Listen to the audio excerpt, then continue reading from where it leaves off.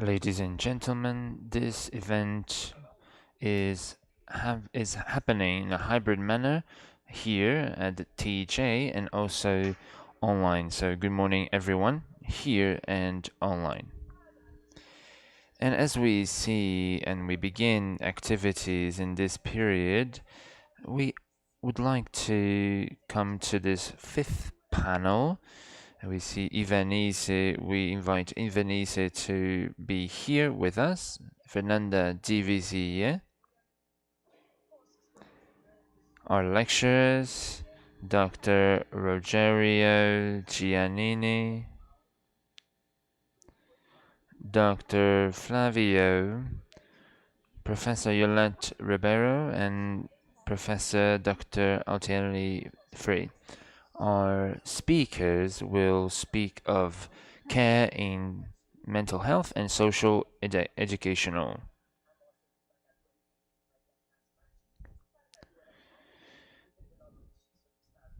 And then we see that we have members of the council and of the state of Paraná here with us to speak. Go ahead, Judge. Thank you, Daniela, for introducing me. And I'd like to say good morning to everyone who is here and everyone who is online as well, or through, for example, YouTube, those who are on YouTube. I'd like to thank also the invitation to be here and moderate this panel. I was happy to accept this since this is a very important issue on mental health and the anti-asylum policy. And considering how important this is in these 2 days, we have here a number of professionals, in health sector, from the health sector, from the legal sector to discuss this topic. Well, I would like to say right now, I would like to say that how important everyone is who participated here, and how it is especially here the person of our Minister of the Council of Justice, Minister Rosa Vega, who really made incredible efforts for us to be able to look at this topic that is being discussed today. I would also like to thank our judge, Luis Fernando, and the Judge Mari Pereira Martins, and he is a counselor. This Judge Imoniach, who is also here. Rui, thank you for being here. He's our supervisor, and he dedicates to this cause in all ways possible. Also, the Judge Manfred, who is here with us. Jude, our judicial school from the state of Paraná. Here is the director, Judge Ramon Medeiros. And everyone really who participates in such effort for us to be able to get to this event after a long period of work, of research in the council, the Justice Council. I'd also like to say hello to our lecturers who have come from several places. We have Dr. Rogerio Giannini,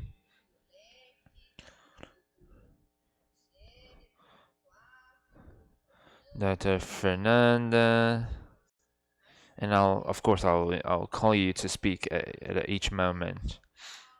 Lecturers that are here from Sao Paulo, Brasilia, Amazonas, and they're here not only to share their knowledge, but also, the cold weather. So it's winter and it's cold here. It's like 8 degrees here, 9 degrees here. So honestly, it's really cold. So everyone who came from the north of Brazil, the northeast of Brazil, where it is much warmer, they're here and they're like, ooh, they're feeling the low temperature of Paraná state this week.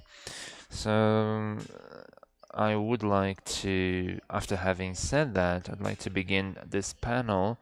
And the topic is mental health and social educational efforts. So we would like to reach this topic by looking at children and teenagers, looking at the legislation, looking at how we see statutes for such things, and how we see Sinasi law and CNJ, and especially we see from 2003 a policy which is anti-asylum policy to guarantee human rights to those who have any sort of mental illness, those who are in any situation that it might be in conflict with the law. So I'd like to highlight here in this panel how important it is to focus on our children and teenagers. I'm saying children and teens in this case because it's not, we normally consider that we are considering just adults. In this case, those who go through mental issues and those who need any sort of service or any sort of help or any sort of care. We do have teenagers, and we cannot cannot forget to mention, our children. So as I am here in this position, in for anyone who is a part of this here, well, we see that how hard it is to deal with a tough cycle, really, that repeats itself for those families that, suffer the most from this fragility, and how they have no help oftentimes. So those families who suffer, uh, family members who use drugs, or family members who are alcoholics, and this is such a risk for the children. This is such a risk for the family, and we see degrading human conditions. So these children and teens are oftentimes institutionalized, be that for the situation of risk, of violence they have been subjugated to. Oftentimes they are already teens and they follow this path, which is a difficult path, and this is a cycle that repeats itself, and we see this process. So we see how this is a big deal for the mental health of children and teens.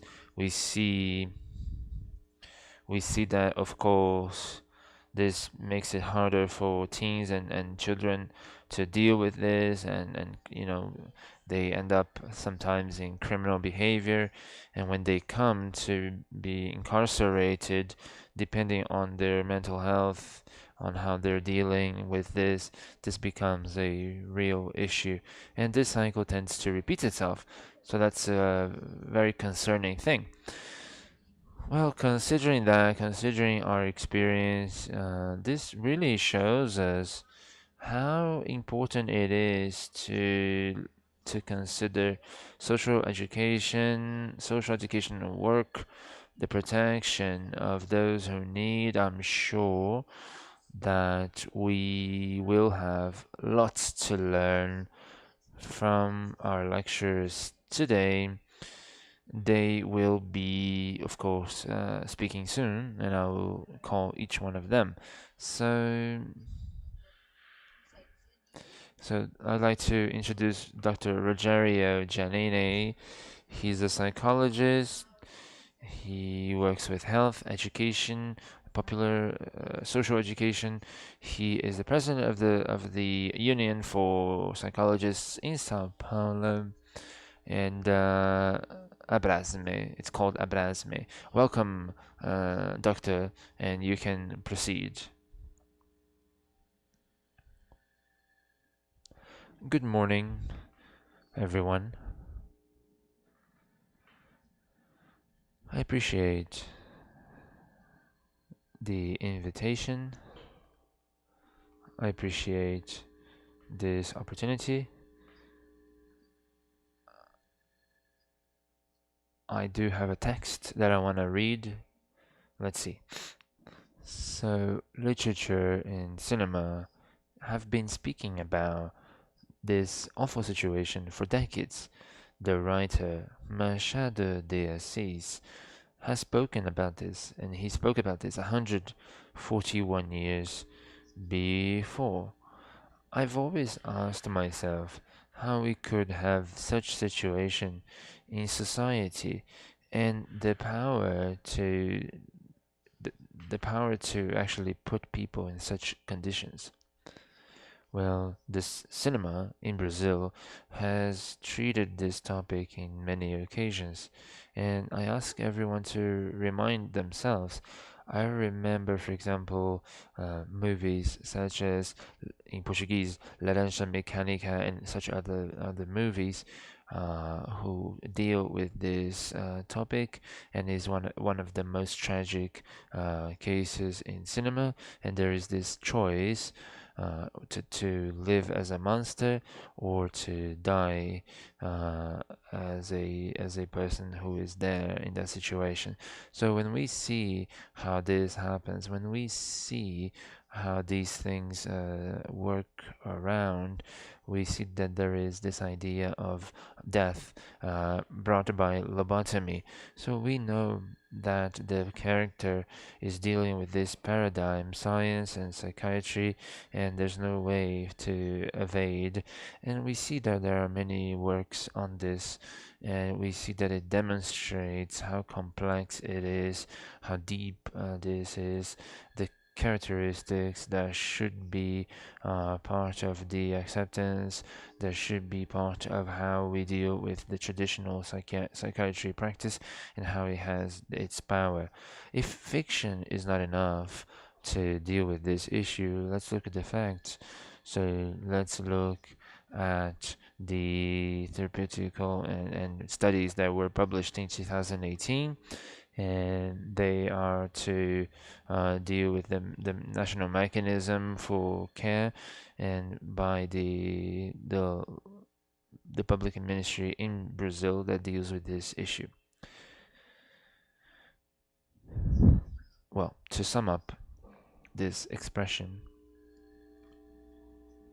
we consider therapeutical communities and we collect the data, we analyze internal and external elements, we analyze institutions, we analyze documents, we check interviews with the community, the therapeutic community, and after analyzing these four items, we were able to see torture, we have been able to see forced labor with the excuse of laboratory therapy and other violations of human rights.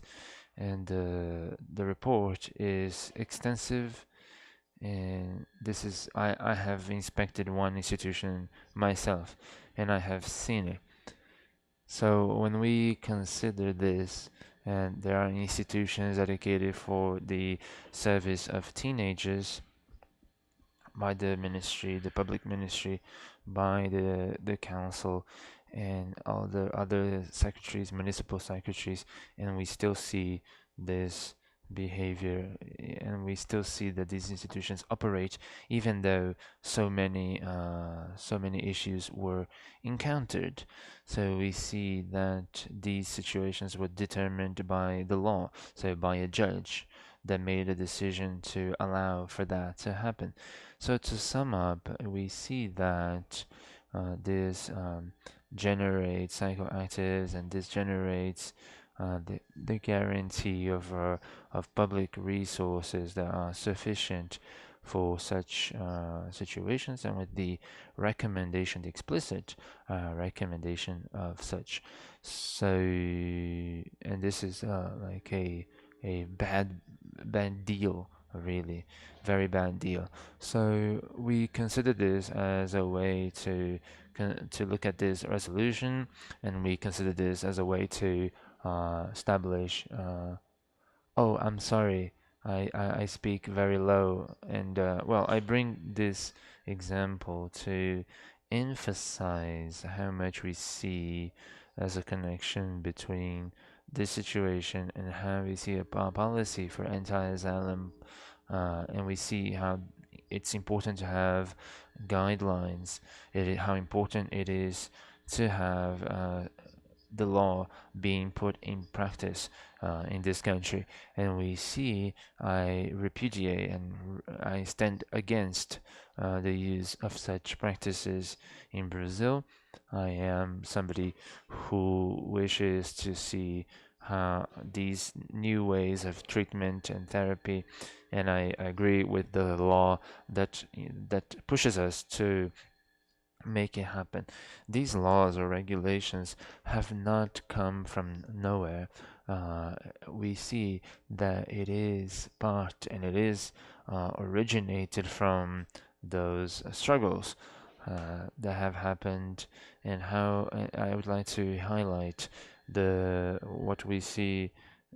The we see that the society as a whole has approved and has been in approval of such regulations. And in 2020, we see how there was intense mobilization from the civil society. So we see that the law is celebrated but also attacked by those who are ideologues of these institutions, and we see that this all happens because there is such an important topic being dealt with here. Well, now, one thing that we should consider for the inspection of such situations, when we analyze how many institutions have been inspected for this, this would not allow us to have statistic extrapolations of such situations. And we look at the communities, therapeutical communities, we see that these would be the exceptions.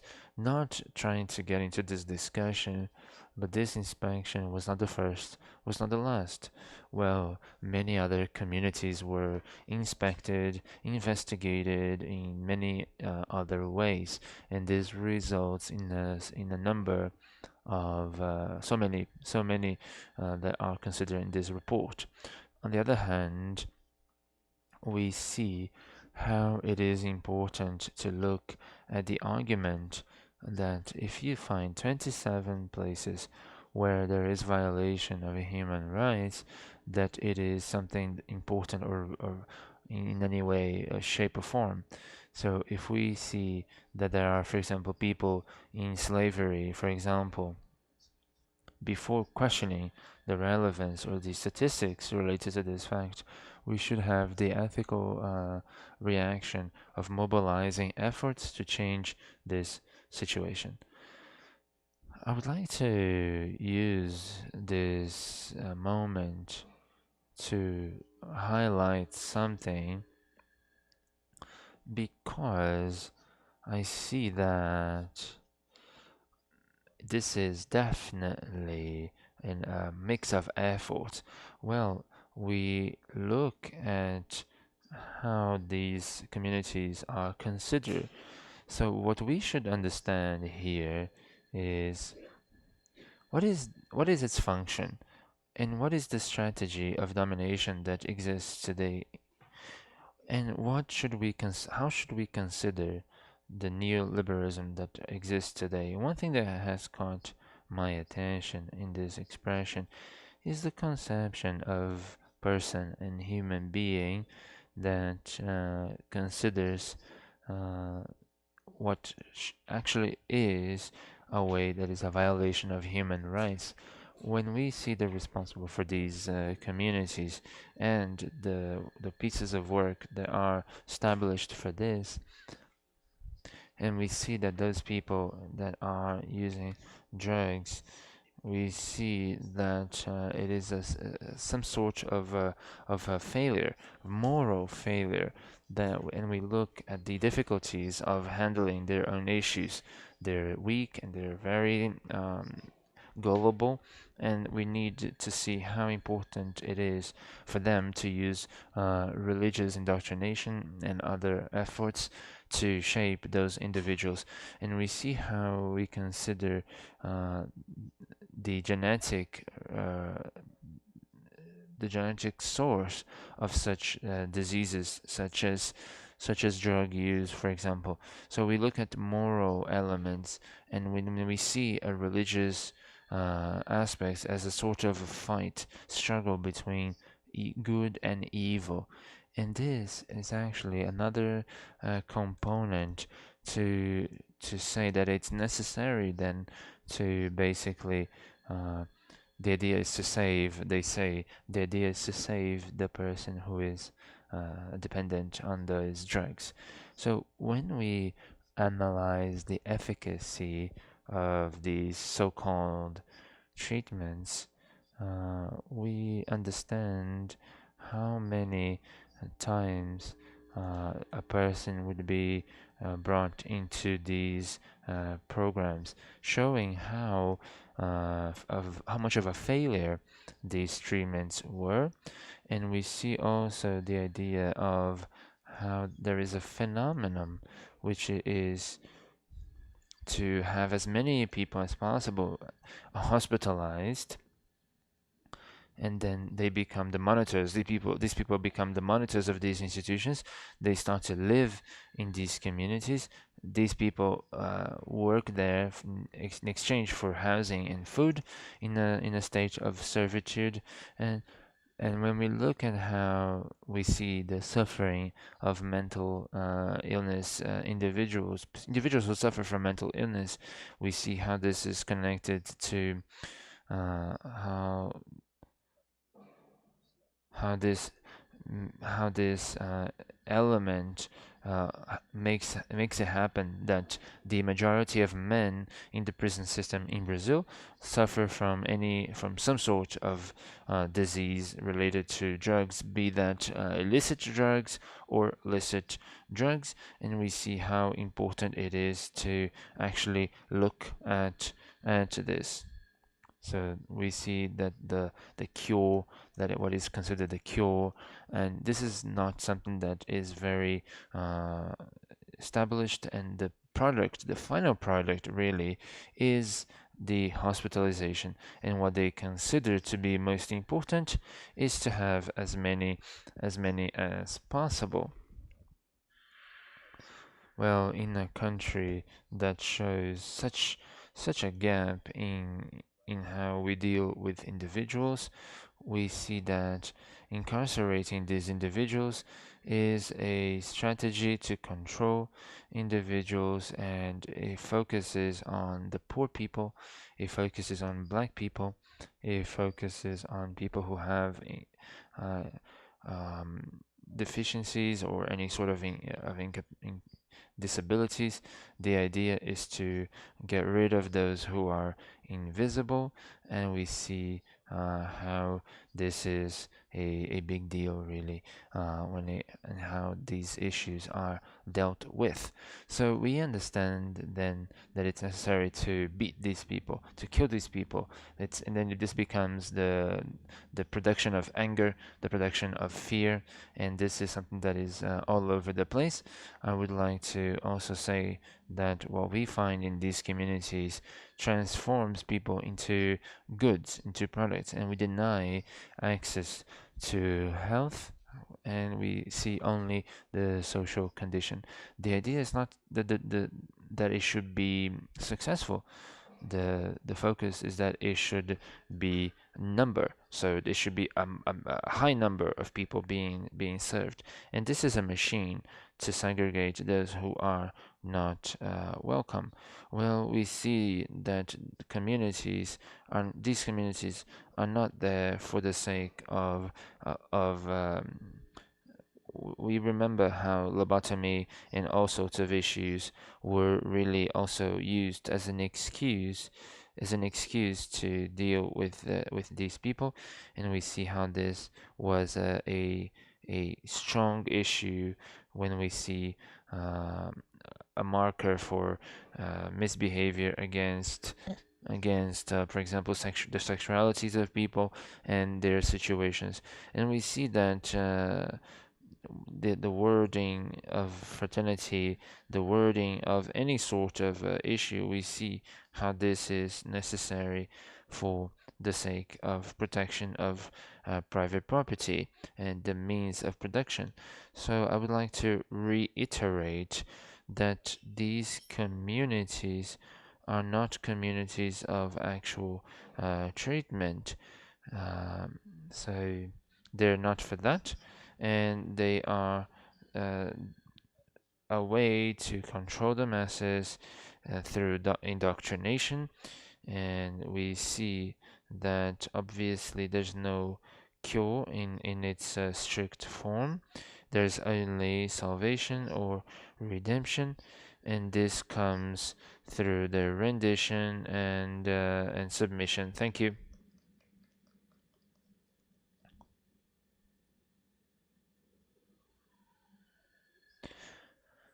Thank you for your participation, Dr.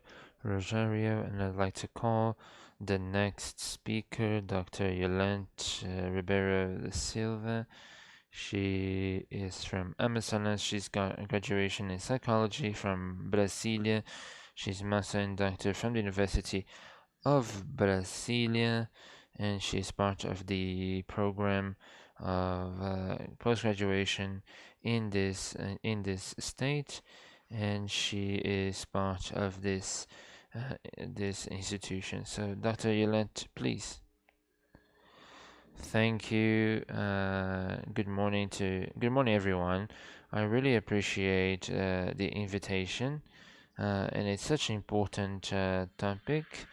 This is very relevant as we look at the challenges to really implement this. And we see that mental health is such an important issue when we discuss these issues because it has been neglected really. Well, before getting to the care for mental health, well, I would like to let you know of what it is, what is mental health, and why we should speak about mental health. And well, when we see how this is and how it happened, uh, we see that how it is important to make decisions, and we see how this is connected to autonomy. And it's important to think, and it's important to consider that any sort of service that is offered to teenagers or youth, how it's important to think how much it converses, it connects to the promotion of autonomy. It is complex to think about this in an institution where we are depriving people from freedom. We are removing their freedom. So we see that it is necessary to have internal organization. It's important to have establishment of how we consider mental health. And mental health is affected by everything that has to do with our conditions of life. So it involves access to education, uh, the possibility to participate, political participation, choice of ways of life, society that is unequal, and this is not a society that will promote mental health. And an unjust society produces suffering. That's the case. So a society that has issues when it comes to how people are in terms of their gender, race, community, ethnicity. This is not a society that uh, promotes mental health. A society that violates the elderly, women, children, this is not a good society that promotes mental health. So when we think about this social educational aspect, it is important to look at how we look at the activities that are developed, and everything that affects mental health, basically. So we have been seeing, as we have heard, these communities, and we see how it has happened in these units of freedom deprivation for teenagers. So the first inspection that I participated in was in the year 2006, and this has been really has taken us the same discussions really when we look at the violations of teens who are in these institutions. So we look at this and we see how there has been the approval of institution organizations that were very important. We still see that there are institutions that operate in a way that is completely against what has been determined. And even those that have improved their infrastructure, they still have a mode of operation that is also connected to this idea of isolation of this teenager and how this person is completely segregated from their family. And this is against the idea that we know is the best, that we know is defined, that is propagated, that it is considered in our policies and in our legislation that deals with such services. So when we look at this, we look at topics that that should be discussed when we think of the effectiveness of mental health, of how we see this environment of the social educational. I mean, we look and we speak of the privation of freedom because this is the toughest measurement, and it should be an exception, but it's actually not. So we see that for every other measure, it's important to look at mental health aspects. They are extremely important as we look at being effective. So we see racism, we see that this is a topic that is directly connected to the suffering of people and how these conditions are brought and we see how this is takes people to infractions and so it's important to look at this discussion and look at racism. And when we look at the numbers, when we look at that, we see that they express very well how racism operates in society, in order to bring together, teens and everyone from and pushes them to the situation and this context. And we also need to look at gender. We need to look at gender and we need to understand how tough this is for those teenagers who, if they had a more equitable treatment, they would have been able to leave this situation, or not even get on, or not even attempt to be part of it. So in the year 2020, I was part of Konanda, and we discussed also about protection of young girls in these programs. So we approved the resolution that at that moment the government refused to publish, and only 2 years later it was done. And this was a resolution that is very important. It is something that calls our attention to poverty, and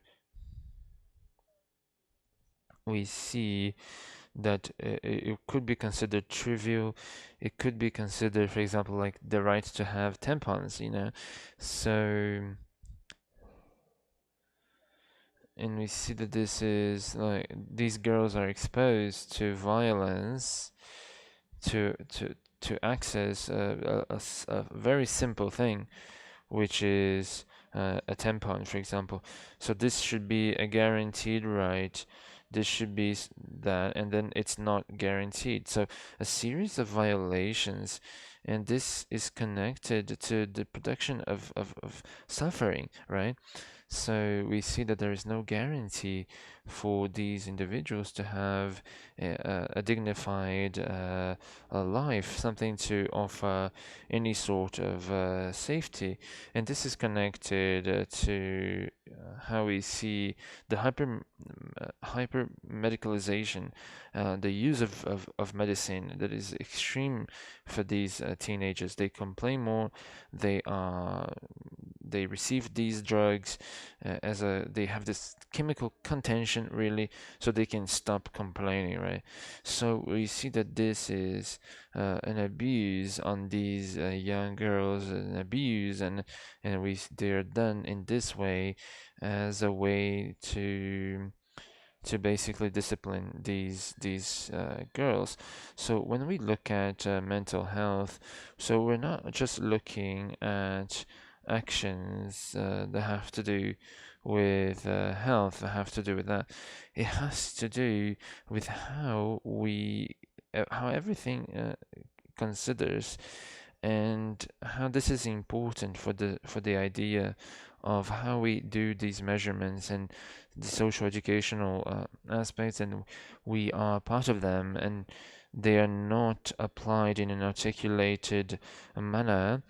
And we see that these are several services that are applied to that manner. So when the laws are considered, and when they look at to guarantee rights and to guarantee all of this, well, this is a perspective that is extremely appropriate and connected to these paradigms to promote mental health. So, but the way they are applied is extremely not correct. So they do not actually refer to that when it comes to something that is considered in the long run, the long shot. So we see that it's not really the idea of how this teenager is going through this issue, this system. So it is important. We see that, for example, we see the promotion of family life. We cannot look at these measures without considering dialogue with the families, without offering support to these families so that they can, deal with this level of care when it comes to their own spaces in their houses, in their households. So when we speak of mental health, we need to consider that the social educational structure is extremely important, and this is not yet considered by the Brazilian society. So many people do not understand social education and how it is important. Many people speak about the laws and statutes and they have a negative even understanding of these measurements, but they have not been able yet to be part of what it is and how it is done. So we want to disseminate, we want to popularize these measurements in a way that we can have important support for the functioning of the educational system and to implement policies. And this is something to express the care and the care, the real care of these teenagers, because a teenager um, in this situation understands very well what they're dealing with. So if they are seen as the enemy of someone who needs to be eliminated, this is not good for mental health. They need to be embraced. They need to be understood as a person who can build a project, a life project. And this is a very important feeling, the feeling of belonging and to have someone to support you. This is extremely important for mental health. So there are actions that have many aspects to that we should consider for those who execute these measurements. Also, those who, we look at the structure of these policies for protection for youth, for the youth, and for teens. And as we look from the point of view of society, we cannot have teenagers with such a heavy load on them. So, I mean, we see that for the children, we have something that is more careful, but for teenagers, not so much, right? So we see that this receives a series of negative considerations. So we see that this has to be produced in society in order to correct our situation. I'd like to go until here. Thank you.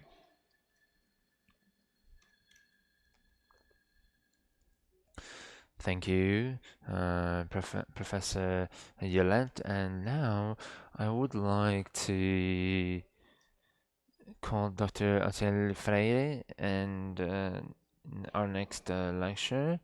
He is a psychologist and he teaches at the course at the Paraná School for Public Health, and he has participated in several studies in the psychology department in the Paraná state, and he has a master's degree from PUC University São Paulo, and I have the honor to call now to speak. Thank you.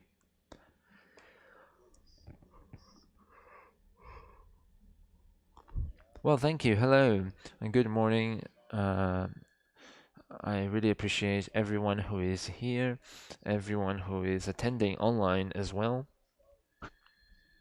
especially Igor and Martina who are online right now on YouTube, and my mother as well. So, so now, since we are here in this place, in the court of law, I would like to say that it is a satisfaction really to be part of such an event. I was thinking about what to say, for the last weeks, and I was rehearsing what to say, and I decided to go for the freestyle strategy, basically. And I thank you for having me, and I thank you for listening to my speech.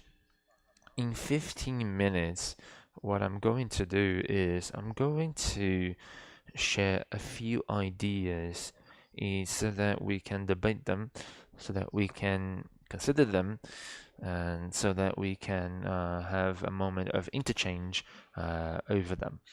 So, what I want to say could be basically divided into five elements, 5 points, basically. So, first, anti asylum, anti prohibitions, anti racism, anti colonial, and also anti reformation. in the idea of reforming people, reforming youth. So these are five anti, so five things that I stand against. And it seems to me that it is important to share with you why I'm using this concept of anti. So this is a struggle. It's anti-asylum, and this comes from this idea of being anti this behavior. So when we look at our experiences, we see that we don't want patients to be beaten up, for example. What is this? So what is this concept? What we are talking about here as anti-asylum, we're talking about the concept of the logic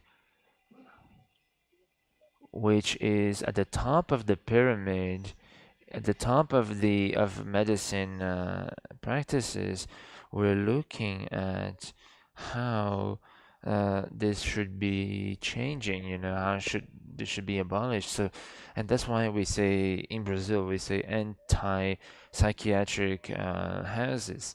And this is different from other schools. We had Dr. Paulo Amarante yesterday, and this concept of, I mean, looking at psychotherapy, institutional psychotherapy.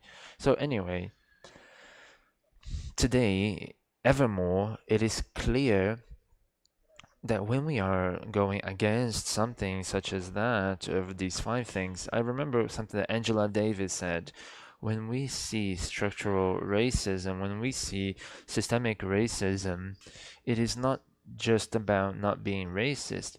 You also need to be anti racism. So, with that being said, we feel comfortable to say and to look at this arrow that is shot against us, and to hold this and turn the other side. This is the idea of opposition. This is the idea of being anti something.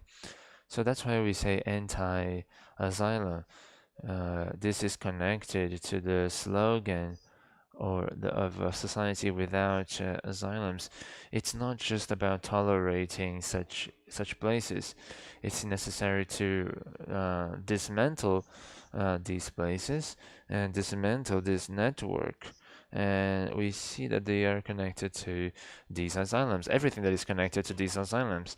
So I was able to understand these things in my professional practice, because I was looking at for example, the concept of cartography. I went to a number of psychiatric aisles and psychiatric hospitals in Brazil. One thing that caught my attention was the floor. So it's a symptom. The floor, and how the floor would be cleaned in a specific way. And this was meant to be the idea of erasing history, erasing what has happened there, what has happened on that floor, the smell of urine from the floor, and this is done through the cleanliness of the floor. This is not the psychiatric reform that we want. This is not it. We do not want this for those people. So for to sleep on those blue mattresses. We want a bigger dimension. So when we say anti-asylum, this is extremely important. So this is where we find the first point. When we look at the anti-racist aspect, so yesterday we heard about Emiliano's works.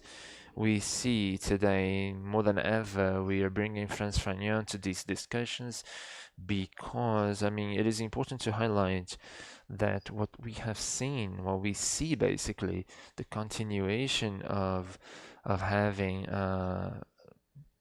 of ships filled with black people coming from Africa to Brazil, for example.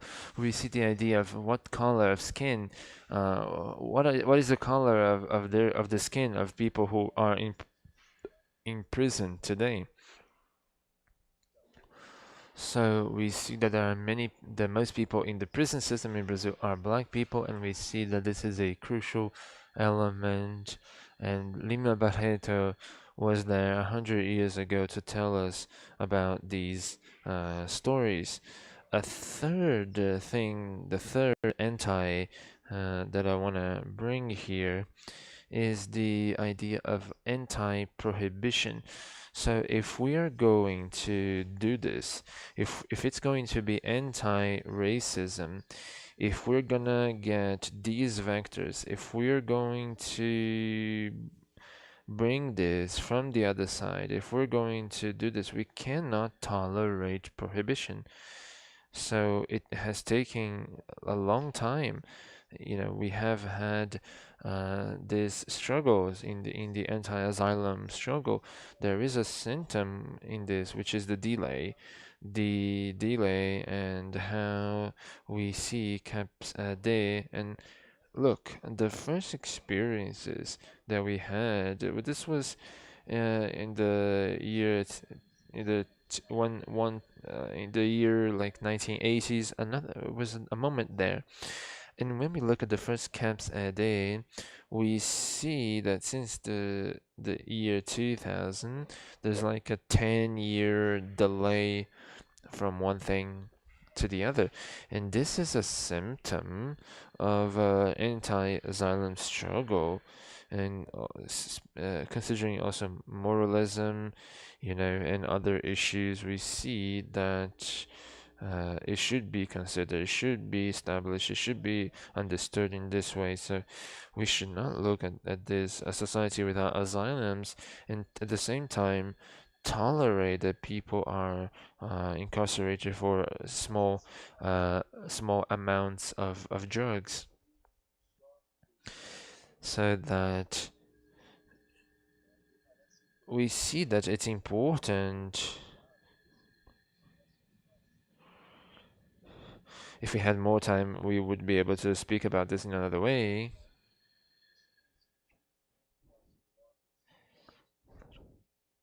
And when we see the use of drugs in our contemporary society,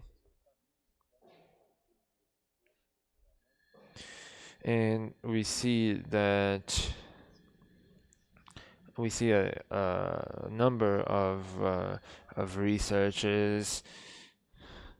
We see, for example, of those people who consider what is disputed for the idea of a drug.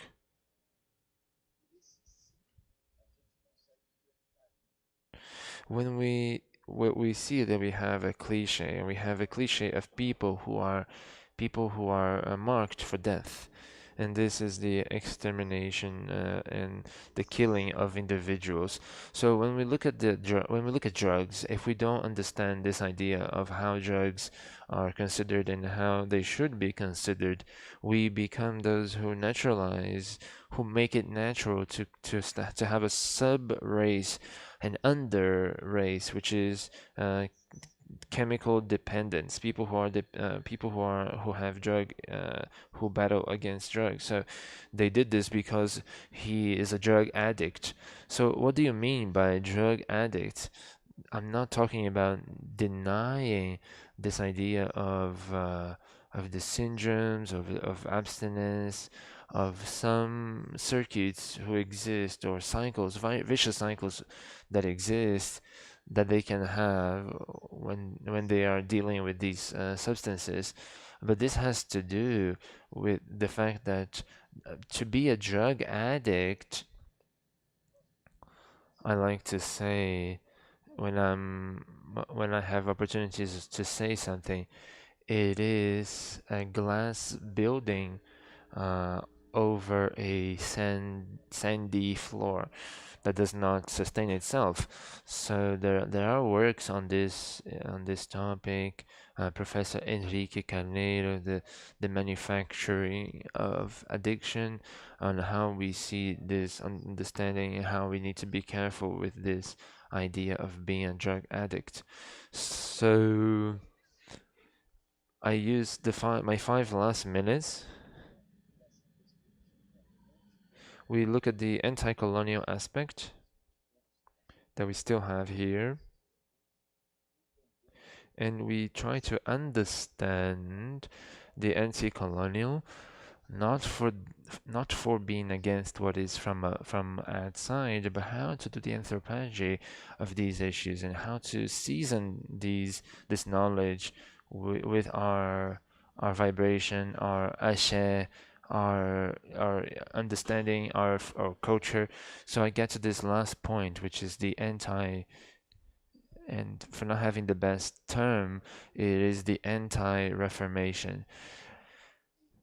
How much inheritance we have and from the penal code from a not so distant past, and we see how much this practice still exists, and we see the number of institutions that exist because of this, and how we see that Curitiba has dealt with this, together with the AD, and how we see the units of psychiatric stabilizations.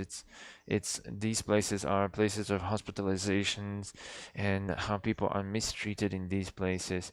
And this shows that there is the idea of keeping this model in institutions that should exist not through these lenses. So when there's a lot of work still to be done for the sake of social educational work, struggle, we see that this logic is not logical. We see that the teenagers should not be under this sphere. I'm gonna put this teenager in a community, in a therapeutic community or hospitals, and they will reform this teenager and give back 32 teeth or 28 teeth, with good hair and a speech. Well, I worked with a device that has to do with teenager treatment, and it was very interesting how they spoke the same way. So they would go through these therapeutic communities, and they would say, I'm here, I want to have a family, I want to have a job, and not make my mom so sad. And you see how this logic is present. And when we look at the perspective that is anti-colonial, it goes through dismantling this logic in our services. I want to close this intervention by saying I have offered a thesis with the following title: Reinsertion, Insertion, Deinsertion. The concept of bringing teenagers back to society after heavy use of alcohol and drugs. Through this research, looking at other professionals, we got to the following understanding. This demand of reformation has to do with this idea of bringing people back to society. We see that we try to bring these people back to society, but we do the same way uh, when it was the reformation of the youth. So we need to have a critical outlook at this. It's not about bringing this teenager back to where we was before. It is oftentimes about inventing these intentions. This is our struggle here. We heard our colleague Adele Pina, so he was talking about people and territories. When we talk about inventing insertions, we're talking about this idea of body or this of somebody, of a person and territory. So the person is this territory of dispute right now. So to create these ways of being, to create other gradients of existence. So finally, we look at the key to desertion. So what was the issue of Sancho Panza if not tolerate Don, Don Quixote's issues? We look at how our work can be more humble, can look at not reinserting or inventing these things, but to have that toleration. So we look at of these terms that are extremely complicated. We look at deserts, right? So we see many myths of heroes who cross deserts in 40 days to find what they're looking for. Perhaps teenagehood is really an invitation to cross deserts. And how can we do this? Just like Sancho Panza, and how we see uh, that there are so many fears that come through solitude, and a lot of what we do is unfortunately comes from such policies that mark people to die, lives to be lost, and that keep these organizations with such a masonry and structure which is completely negative, and we need to look at this through an ethical lens. And then how this brings us to this. This is my contribution to the debate. Thank you so much, Kelly, who recommended me, and thank you everyone for having listened to my considerations. Thank you.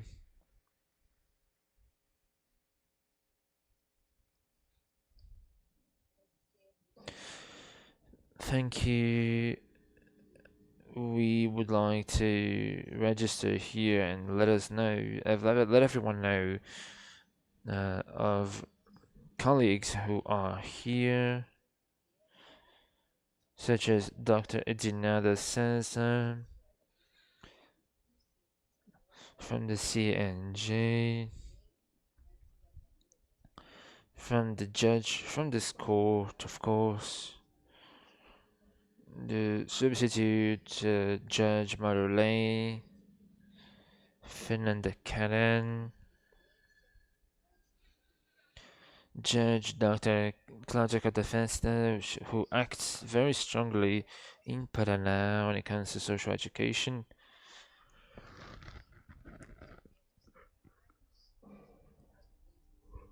And now let's move on.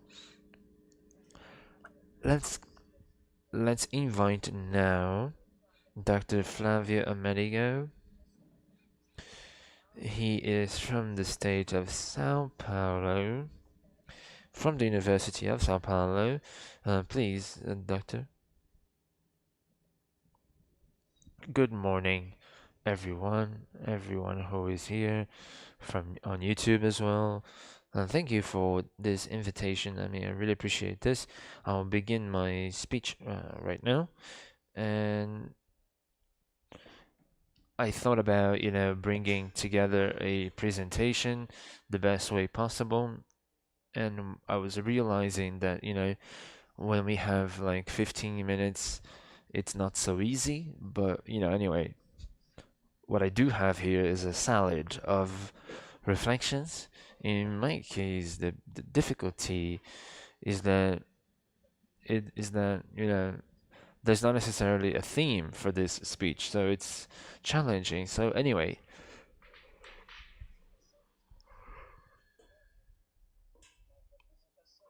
I actually have a PowerPoint presentation. Okay, thank you. So I want to talk about possibilities of effectiveness when it comes to the anti-asylum policy and interface in Brazil with the judiciary system. Well, we see that I am a person who acts who has been working with children in the last 30 years. I have looked at this issue for a long time, also teenagers. So, so this is really a stepping into this level of how my experience comes to this. Well, anyway, when we look at the necessity for such work, for such effort, and we look at the resolution from the CNJ, and these aspects, these resolutions, I mean, I find it to be very welcoming, and they can be applied immediately to bring fundamentals, practices that I consider to be inadequate, and when it comes to anti-asylum effort.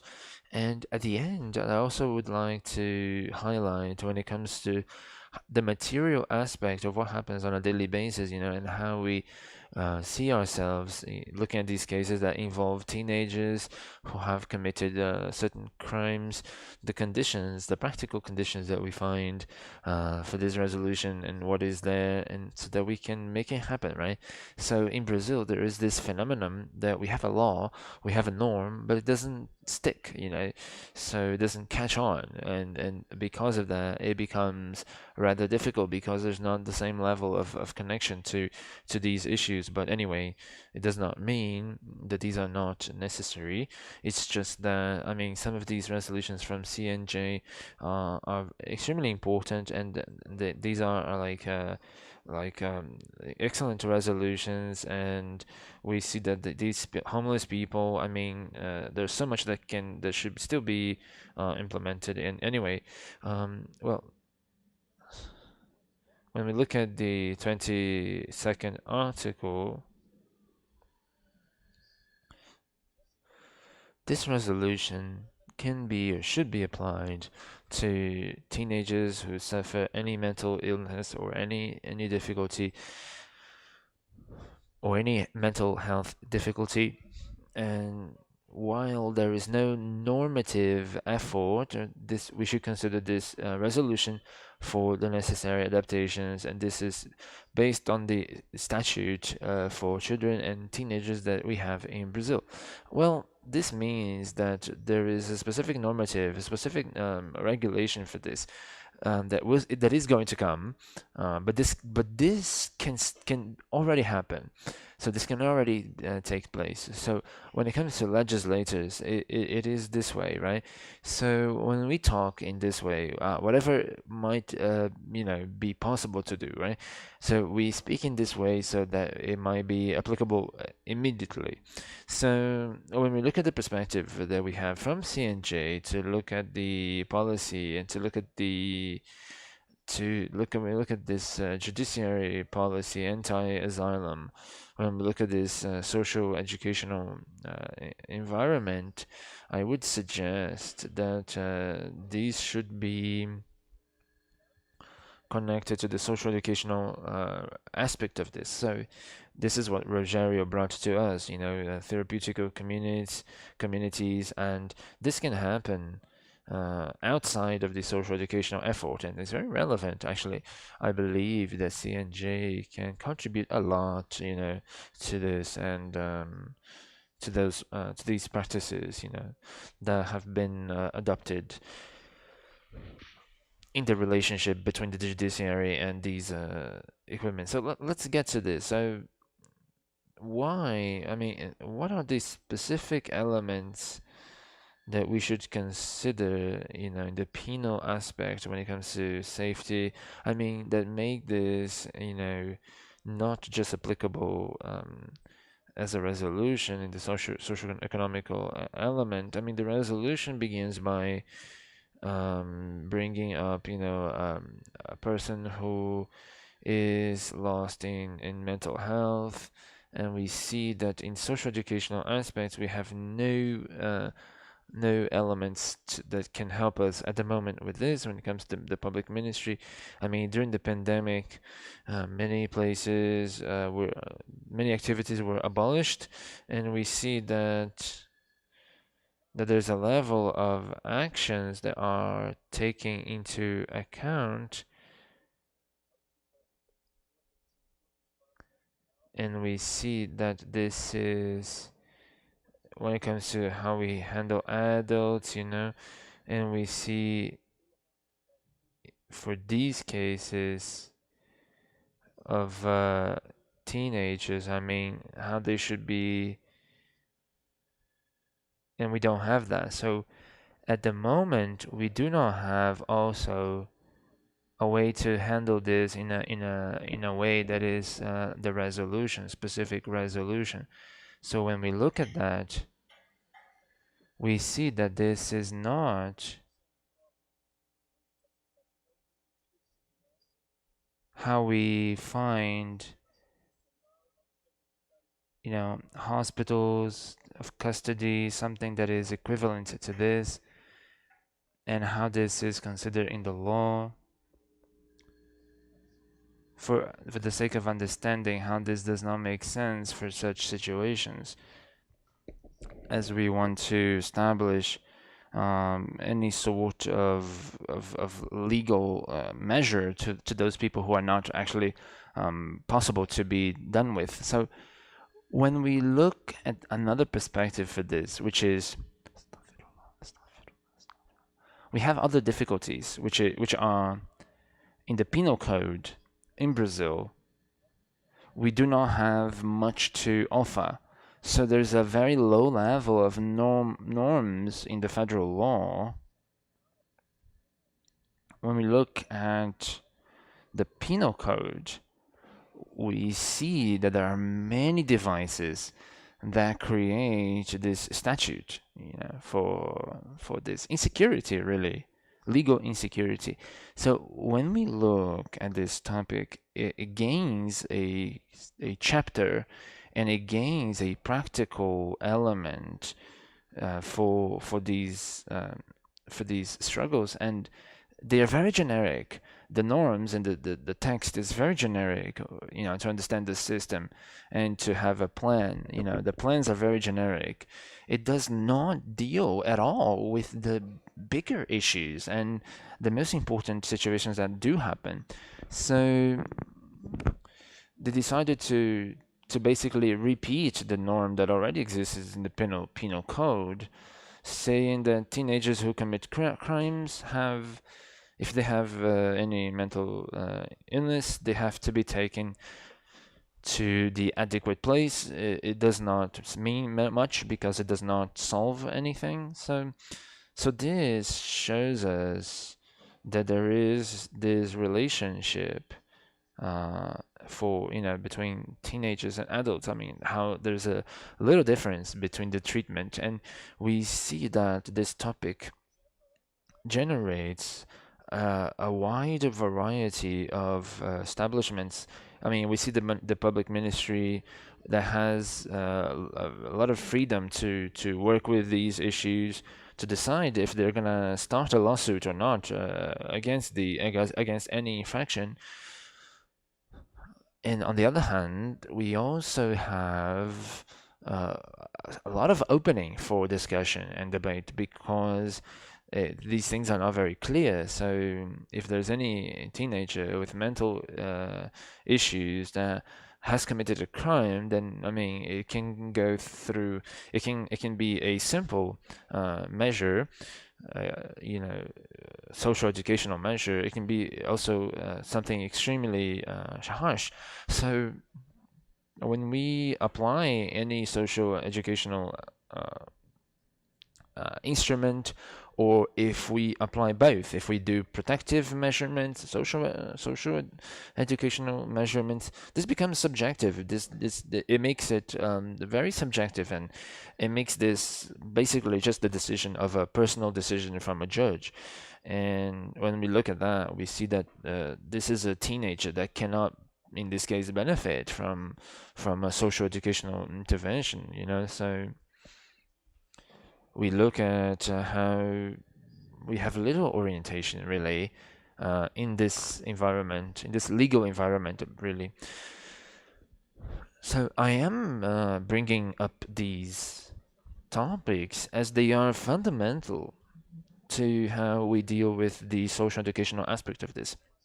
So we look at the 487 and how important it is. So anyway, I'm gonna try to speed up here. My time is almost up, and I haven't done half of what I had prepared. So I'm gonna try and read maybe what I have prepared. Anyway, it's hard to control time. Sorry. On the other hand, we have positive elements that really help us that the penal code does not offer us. So when it comes to to children, we have a much stronger network in these cases. So we have presence, for example, of multidisciplinary teams, for example, and in the penal code for adults and teenagers, this is lacking. This is lacking. There are very few, and it's much harder to make it happen. We also have multidisciplinary teams in social educational programs that allow for dialogue. So we also have a better articulation of such services in protection network for children, and much better than teenagers, and teenagers much better than adults. And we also have in our federal law, we do have a determination. This is law. This is federal law that the law needs to be applied to mental health, mental illness teenagers that have committed any sort of crime. So it is as clear as it can be in one hand, but also leaves too much opening for these applications of measurements, be that social educational or protection measurement. So the idea is to preserve family and family and community life, which is one of the guidelines of the resolution, and the penal code does not have that. Guys, I'm gonna read because we know there's no time really to go through this. Looking at the difference of these elements, and I got this from the resolution, and this is important, when we look at the logic that we find in the resolution, which is we see a loss in experts and professionals that are in these teams to serve. So when we do that, when we see that, we see mental health, when we see other issues. I mean, this is very, really, very revolutionary.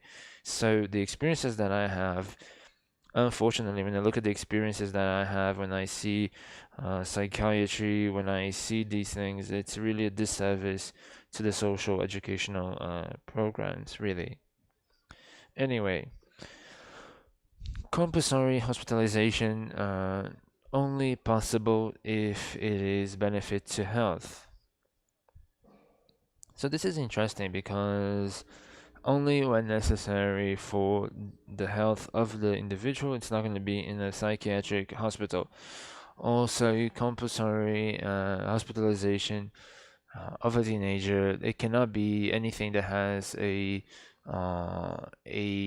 methodology that has a religious bias. It should be whatever they consider to be the best option in the way that they consider necessary. So this is very interesting and relevant, and we see that the psychiatric assessment and the forensic assessment is the evidence that we find in favor of such defense. So it is possible to use them.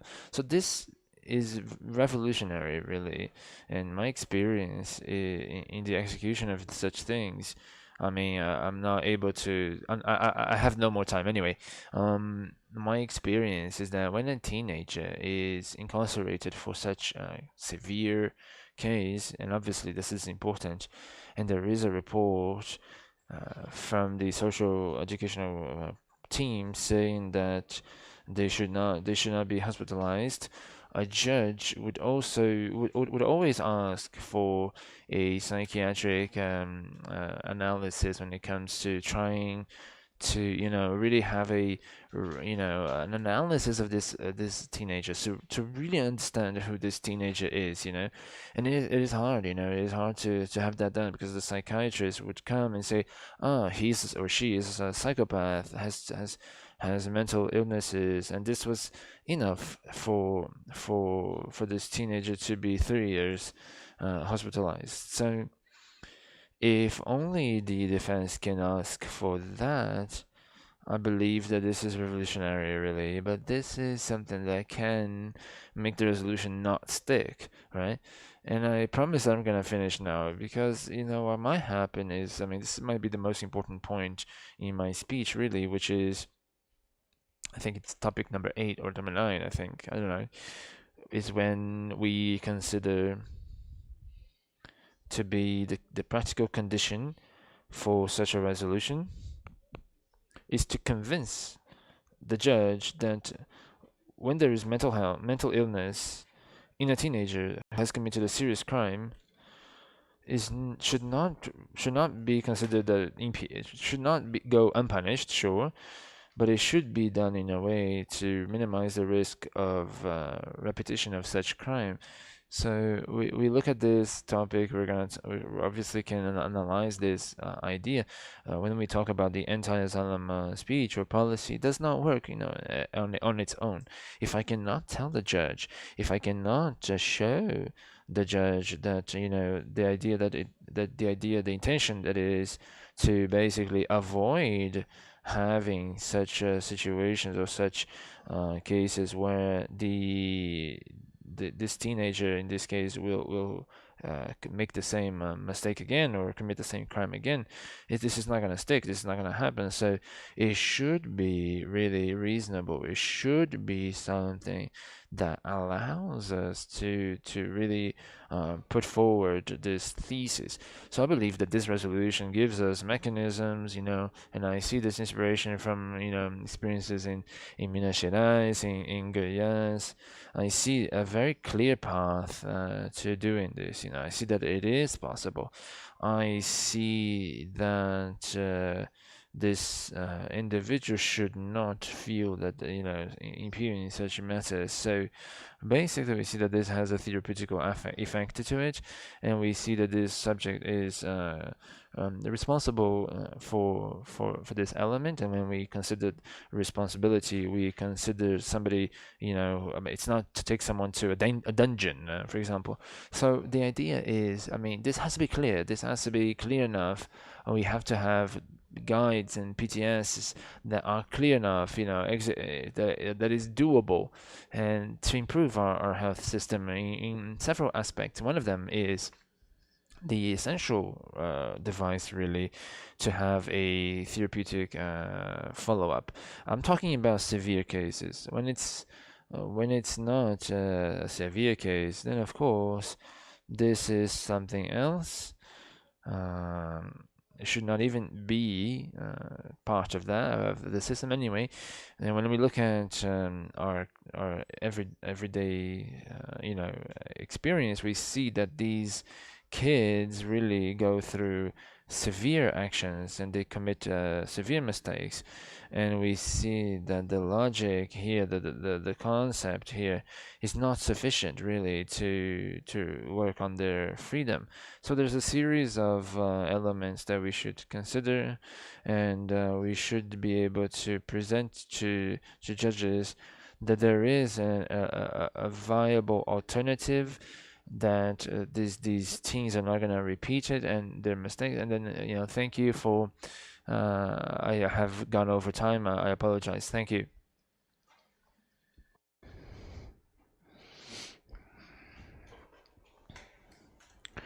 Thank you for your participation. I will open the floor immediately to Dr. Fernanda Machado de Vizier, a Master in Human Rights and Public Freedom, Specialist in Public Administration by the João Pinheiro Foundation, graduated in Law by the University of Minas Gerais, and she is now the coordinator of Access to the program Fazendo Justiça from the National Council of Justice. The floor is yours, Dr. Fernanda. Good morning, everyone. Before anything, before starting my speech, I would like to greet the peers here. I will try to be brief because the next panel has to start soon. So I think that I am going just to say some things very briefly and try to make maybe a dialogue. I think it's a debate we need to go to continue.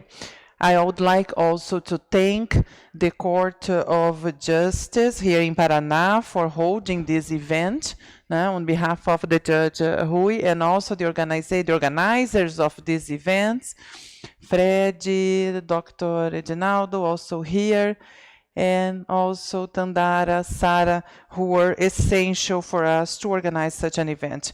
I would like to congratulate and celebrate this seminar because since yesterday we have been having essential debates to move forward in this field. I think that we are approaching basic concepts of transformation of society, human dignity, and it's not possible that in a democratic state there are tolerance with the violations that have been showed since yesterday. The panels brought data, images that make us understand that we do not change this,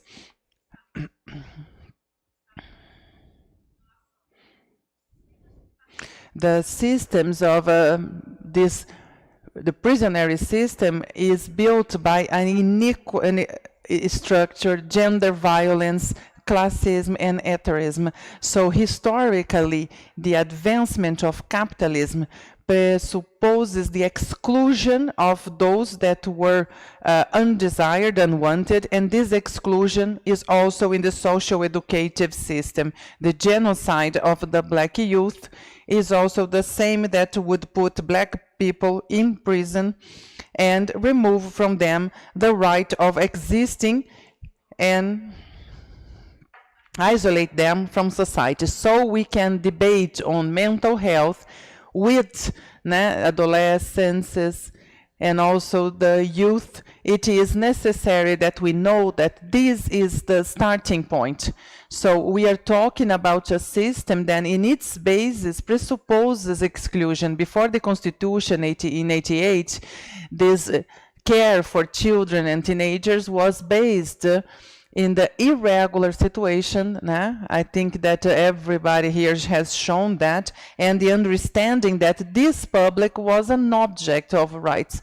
And with the Constitution in 88 and then the Children and Adolescent Statute, we had some advancements in this field. And then children and adolescents started being understood as also part of the human rights specific for their age group. It's from then on that we started talking about the principles of absolute priority and full protection of them. Also, the Constitution for family environment.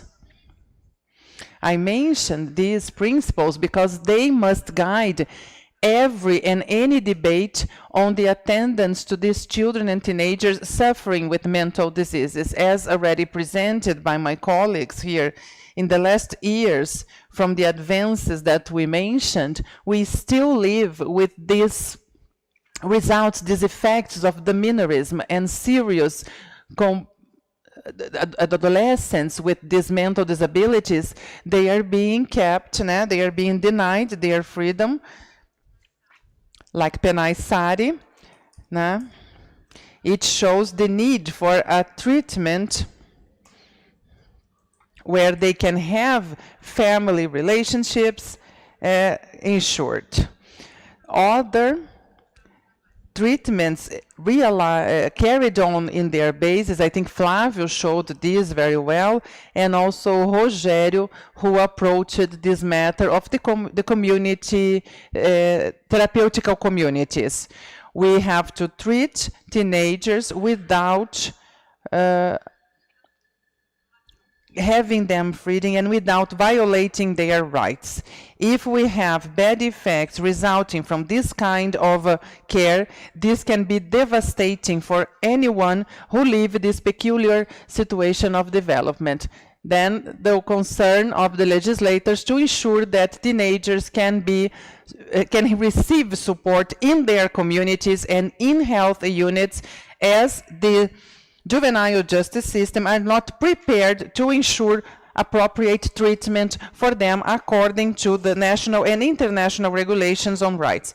And so, as mentioned here by Rogério, the national mechanism for the prevention of this, together with into 2017, we had some inspections in therapeutical communities. I was in charge of it as well, and I was part of this team that conducted these inspections throughout the country. And what we found is a treatment that is not similar to the health. We found teenagers in environment together with adults, irregular use of medication, adolescents working and juvenile work. They call this labor therapy.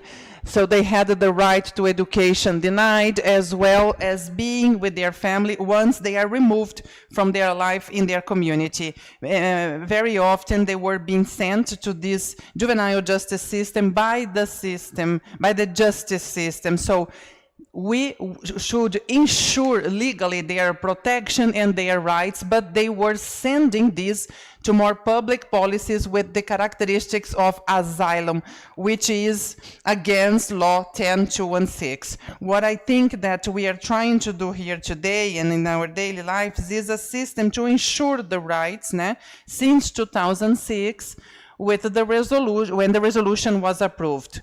We need to include in this effort the policies of social assistance and mental health, anti-asylum policies. It's important that everyone, all the members, make efforts to build flows that would allow these teenagers dignity and a treatment that can help them to build new paths in their lives. I think this is what Flavio said. We have to ensure a network that would ensure the judges that these teenagers can be sent to more public policies that respect human rights and do not violate the rights of these adolescents. I would like to believe that we are now here in this seminar with a pact for the construction of a more egalitarian society in which the adolescents do not need to resist, but they exist as the subject with the rights ensured.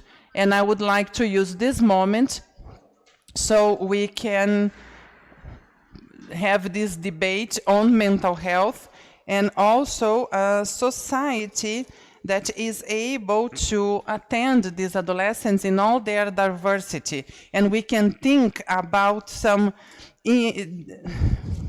about the inequalities and responses aligned with the Constitution that would responsibilize these adolescents and ensure their rights once it is the spirit of the ECA and SINASE. Here it seems that we are facing the possibility of have with the civilizatory pact proposed by the human rights. I hope that this panel is the opening of an essential debate, and in the next events, the adolescents are put at the center of this debate.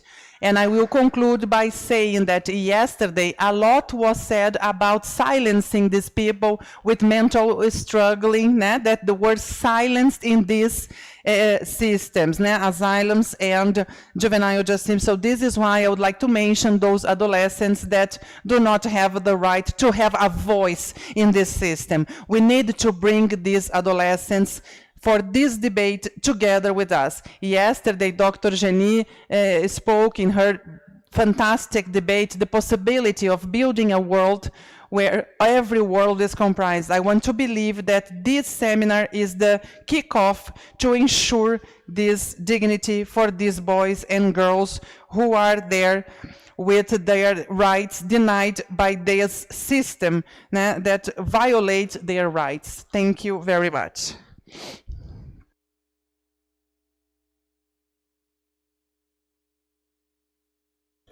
I would like to thank the participation of our speakers, Dr. Rogério, Dr. Iolete, Dr. Utilier, Dr. Flávio, Dr. Fernanda, who are now had a fantastic closure for this panel with these different looks, multidisciplinarity, interdisciplinarity, but on this to face all the problems that are suffered by our youth who suffer from mental disorders. We had this look of education, psychology, psychiatry, the scientist, researcher, and the law operator. Unfortunately, all of them had a short time to show everything that they could offer us. So I would like to ask to those who can use this time, this study into articles and texts so we can then learn more about these ideas, these considerations, these reflections that you brought to us, that you have to offer to us. And I would like once again to say that this Court of Justice, both the GMF, CONCID, they have acted strongly in the sense that of making resolution 487, and we have also received the support of the presidents of the National Council of Justice, also signaling the possibility to soon create a work group specific for this resolution. And facing all this, I would like to thank to everyone, and I will now hand it over to, we are gonna now close this panel. Thank you very much.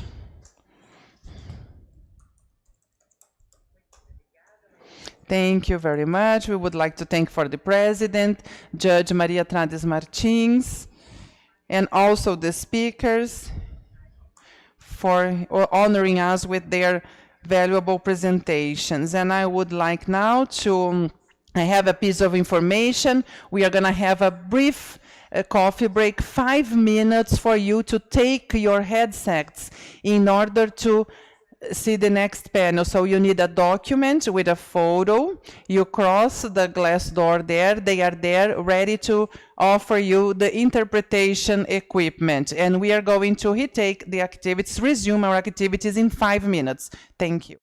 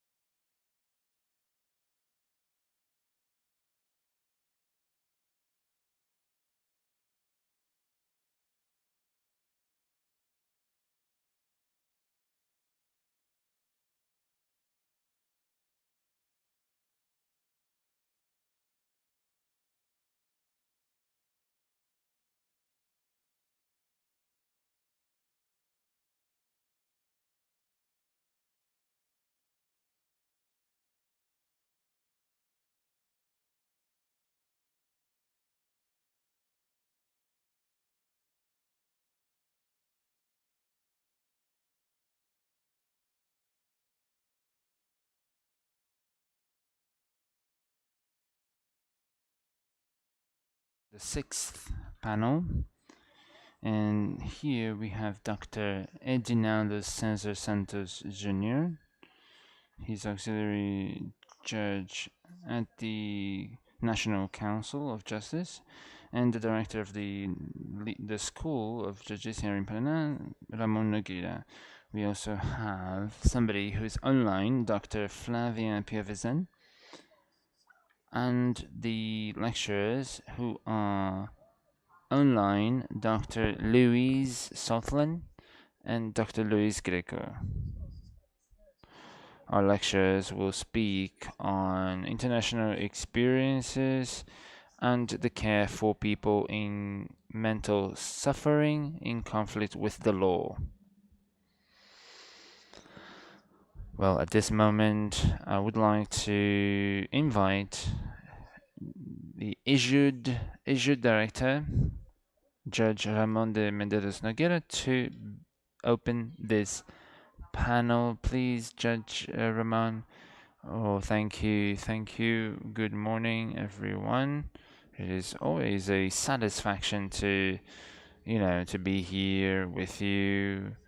I'd like to, greet our panelists, everyone who is here, from my colleague from Sergipe, and he is serving now Paraná in a brilliant manner. I would also like to invite everyone, not only for the second day of this event, but also to, say hi to Dr. Luis. Dr. Reginaldo will, talk about other things as well.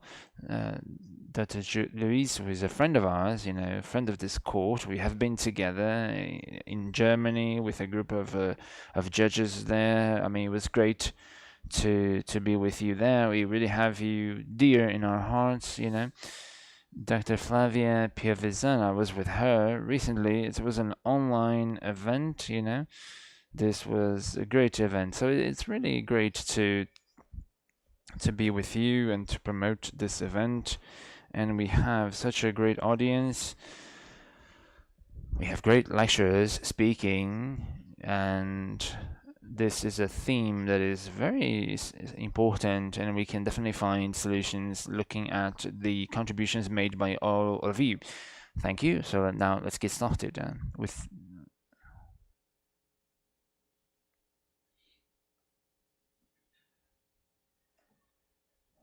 Oh, actually, I'm going to call Dr. Reginaldo Jr., who will be, moderating our conversations, basically. All right. So, good morning. Good morning, everyone. Everyone here in this international seminar for mental health. Those who are here present and those who are also online. It is a great honor to be here moderating this panel discussion. I actually had the honor really to have the company of Judge Ramon here with me due to the impossibility of the presence of other participants, since it was not all face to face, right? It was a bit hybrid. Some people are online, some people are here.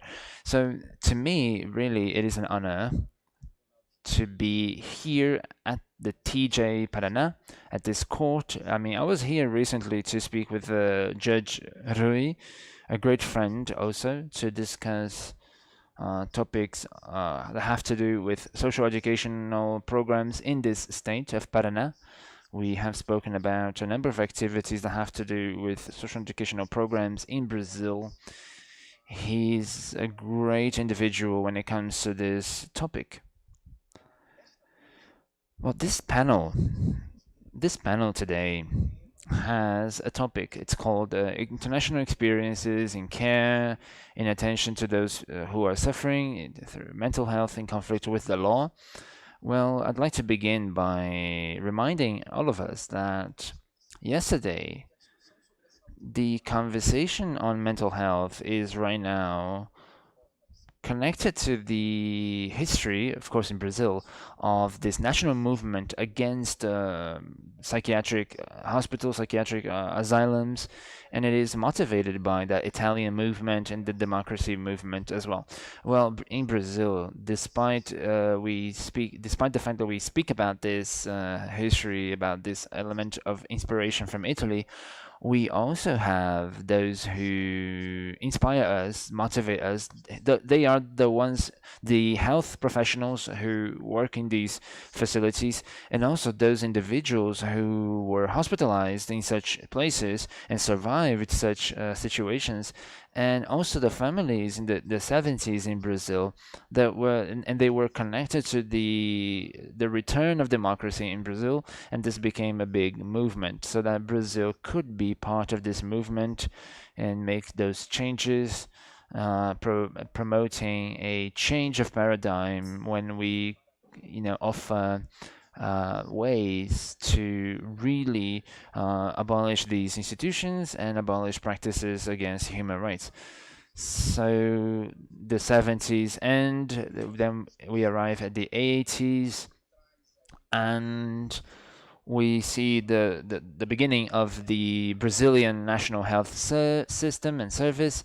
And in the 90s, since we're talking about the social educational aspect, I mean, we do have the statute for children and teenagers in Brazil, and the law that has to do with that in the year 2001. Between the year 2001 and 2002, I myself had the chance, the honor, to be the first intern in the Inter-American Court of Human Rights at a time when Brazil did not really used to have sentences at this very court. But this did not mean that we didn't have any issues or any violations of human rights in our country.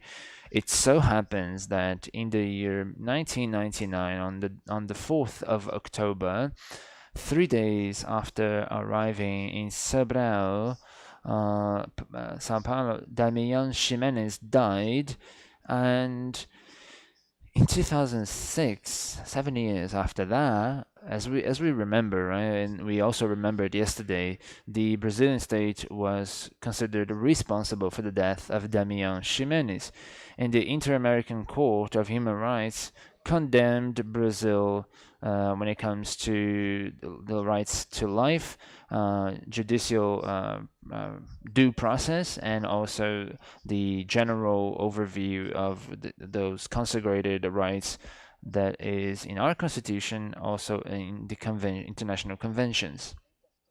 It is important to remember that this case, the Ximenez Lopes, is a symbol for the reformation of the psychiatric hospitals in Brazil for this 10,206 law in 2001. Anyway, it would not be uninteresting to establish a connection between these two elements, because not only Ximenez Lopes is connected to this movement in Brazil, we need to recall that the Maria da Penha case is very connected to the struggle against domestic violence, and also the Diniz case is a big case for the struggle against racism in Brazil. We are thinking about this legislation, we're thinking about this, and based on that, in 2009, 3 years after Ximenez Lopes' case in the Inter-American Court on Human Rights, this really brings this idea of the rights of the people with disabilities in Brazil. This happens as a amendment to the constitution, and at that point, Brazil, our country, signed an international commitment to promote human rights and fundamental freedoms to those people with disabilities with any sort of discrimination, and also is a commitment to adopt measures and necessary measures to change regulations, habits, customs, and current practices that would go against these people or would constitute as prejudice against these people. So I am speaking now to you, and we would imagine that things would be great now. because I have made a short and brief description of how we have gotten here, looking at the past until now. But unfortunately, there are still many challenges that we still need to tackle, and that is why we are here today to discuss mental health in such a seminar after 20 years. So, ladies and gentlemen, we are here looking at those undesirable, social undesirable people.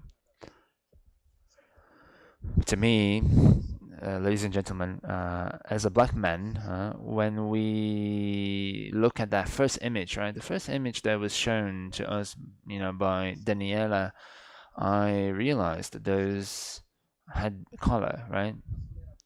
So the vulnerability that we find really put these human beings in an unhumane situation. And because of that, or through that, we see this incurs in genocide, in necropolitics, and also to the more directly to the idea of how people are just easily wasted away, and we see that we do have the legal and the framework to tackle this, but we still need to develop a lot, struggle a lot. And we're gonna hear international experiences from other countries, right? So today in this panel, we're going to hear these experiences, and it's important to say that we are facing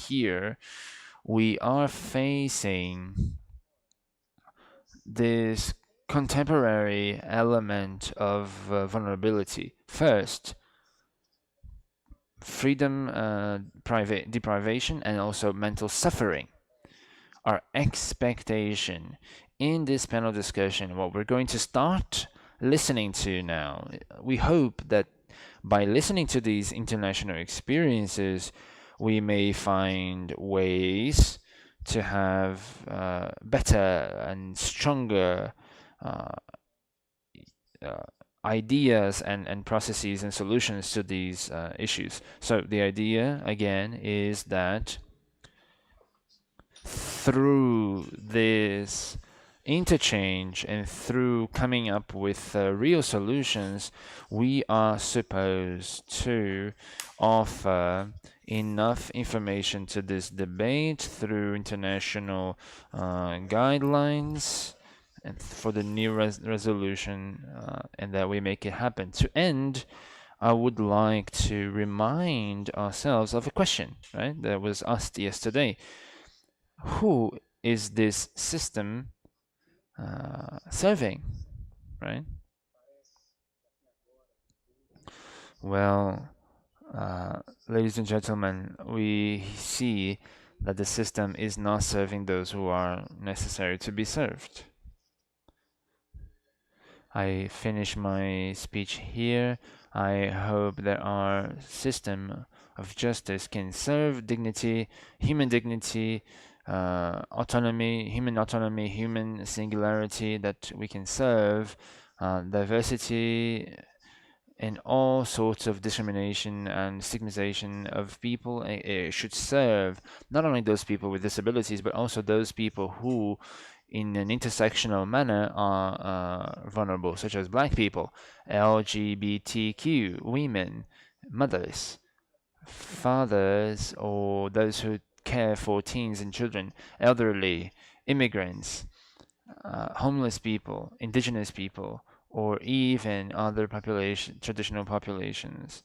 Well, I would like to remind ourselves of a black psychiatrist who did post-colonial studies, and he said, "My body should make myself a man who questions these things," and I hope that we can still keep on questioning these things for the sake of mental health in our country. This way, by quoting this, I would like to say to you all that will have the opportunity to listen to Dr. Luis Greco. He has a graduation in law through the University of Rio de Janeiro. He also has a doctorate degree from the Ludwig University in Germany. He has worked with penal law, uh, penal law, both domestic and foreign, and he also has studied penal law theory in the University of Humboldt in Berlin. And please, Dr. Luis Greco, I invite you to speak to us. Thank you.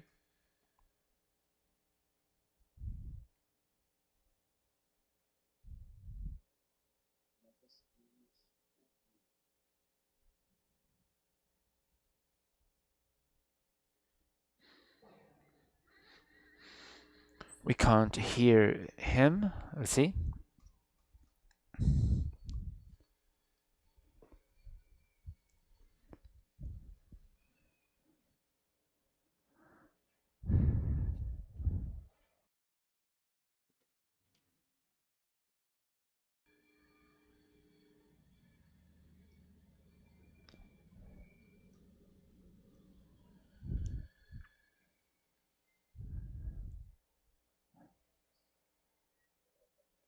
I believe we have technical difficulties. Let's see if we can sort this. We we are looking forward to listening to Dr. Luis Greco due to the time zone. So it would be ideal for him to speak first due to time zone.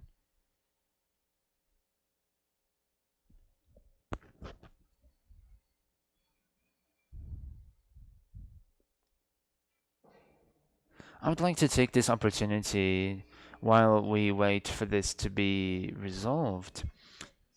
I'd like to say that we have here a judge, Dr. Karen Louise. She's here with us, and I'd like to acknowledge her presence and appreciate her presence.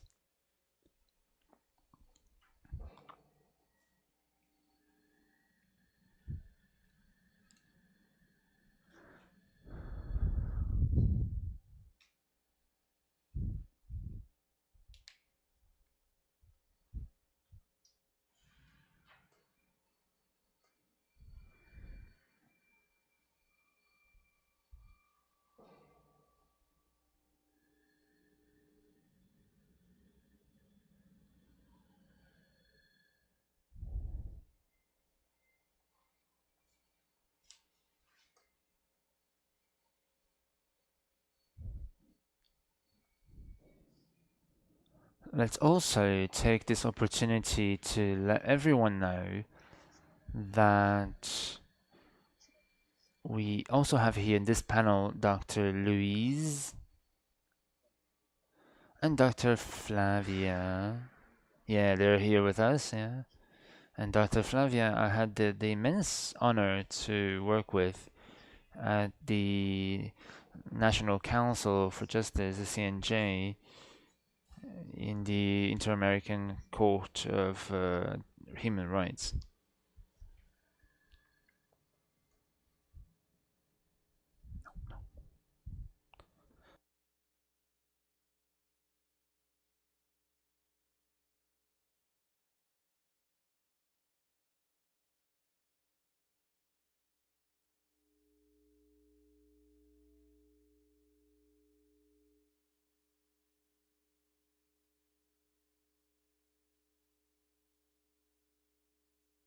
Professor Luis, perhaps now we can hear you. Let's see.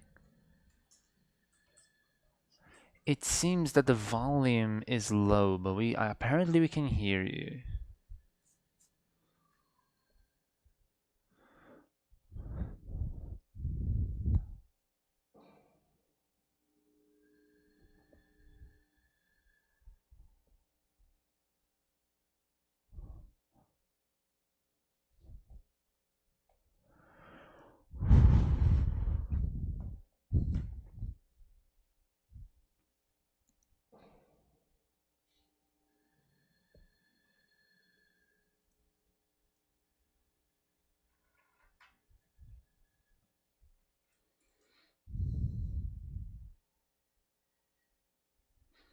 Dr. Louise, let's check if we can hear you since we have difficulties to hear Dr. Louise.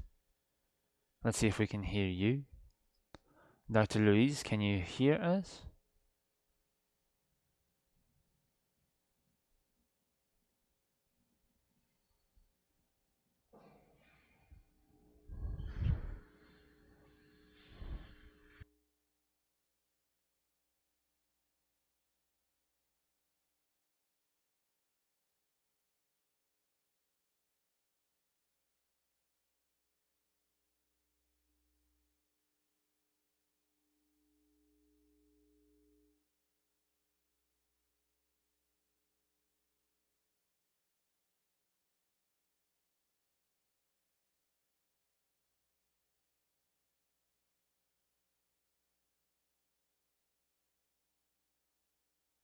So here we have this virtual environment, right? So let's see.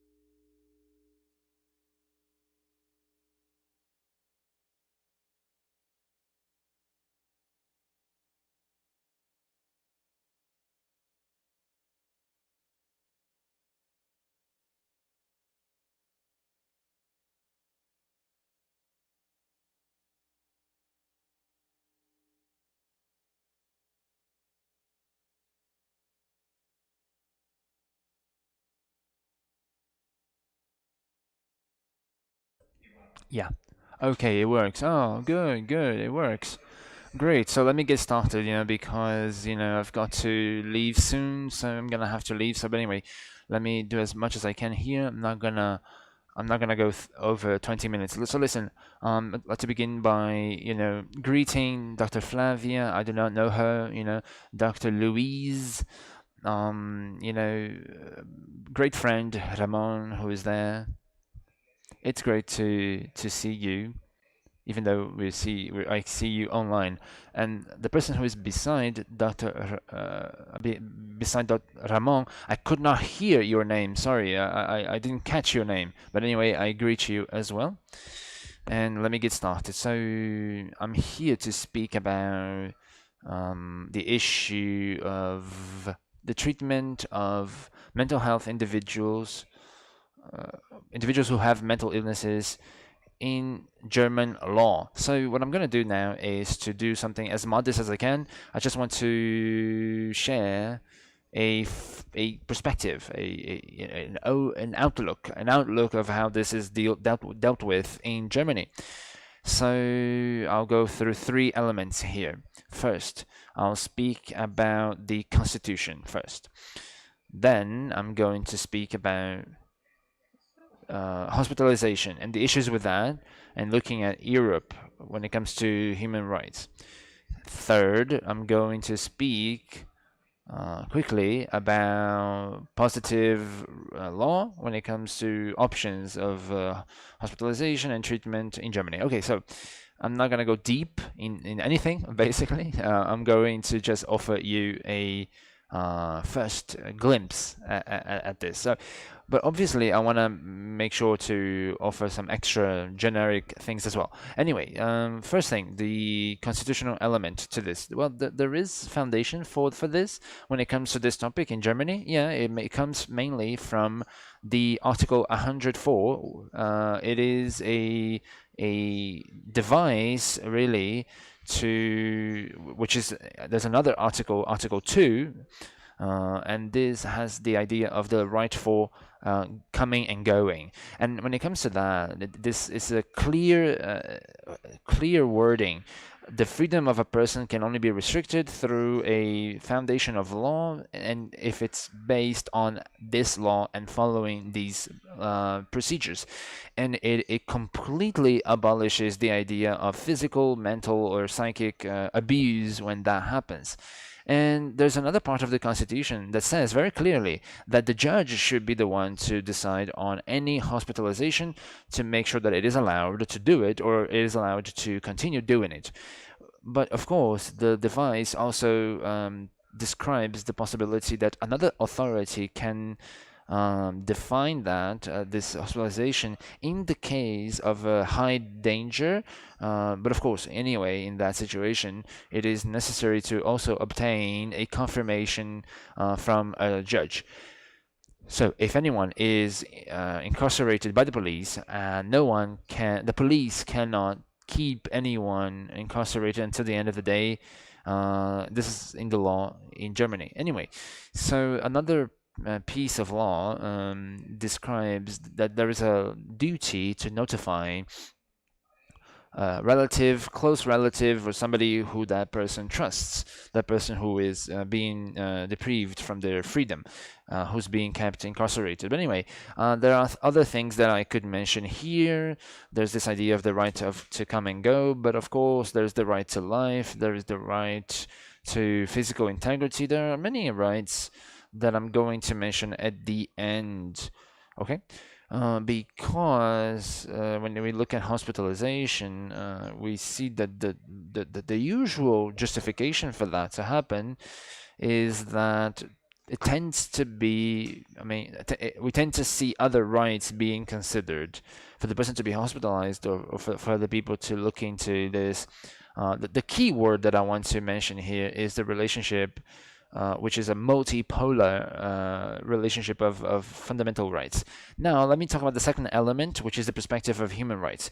So, Germany is a country who signed the Convention for the Protection for those people with disabilities that was mentioned by the individual who introduced this panel. But anyway, what is interesting to mention here in hospitalization is the fifth article of the Convention of Human Rights in Europe. Well, the European paper says that there must be the right to locomotion, coming and going. I'm just translating in Portuguese. Every person has right to freedom and safety. No one can be denied this freedom without the due process. And then, of course, we see when it's possible to deprive a person from freedom. It has to be a legal due process. For example, a disease. For example, someone who is has a mental disease or alcohol addiction individual, or the Portuguese word is vagabond for this, but it's vagrant, which is a term that doesn't have the negative aspect of the word vagabond in the Portuguese language.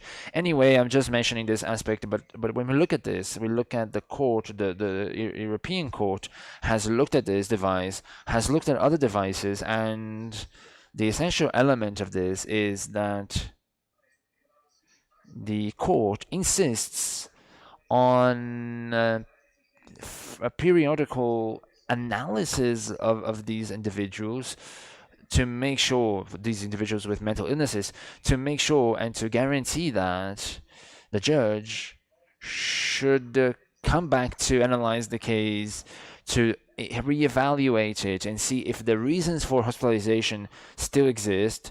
And the court looks at this and sees this parameter and considers that if the exam occurs again, if it is considered, for example, over year by year, this would not satisfy the convention. So it cannot be every year for this sort of examination to take place. So when we look at hospitalization, it has to happen with a certain level of speed.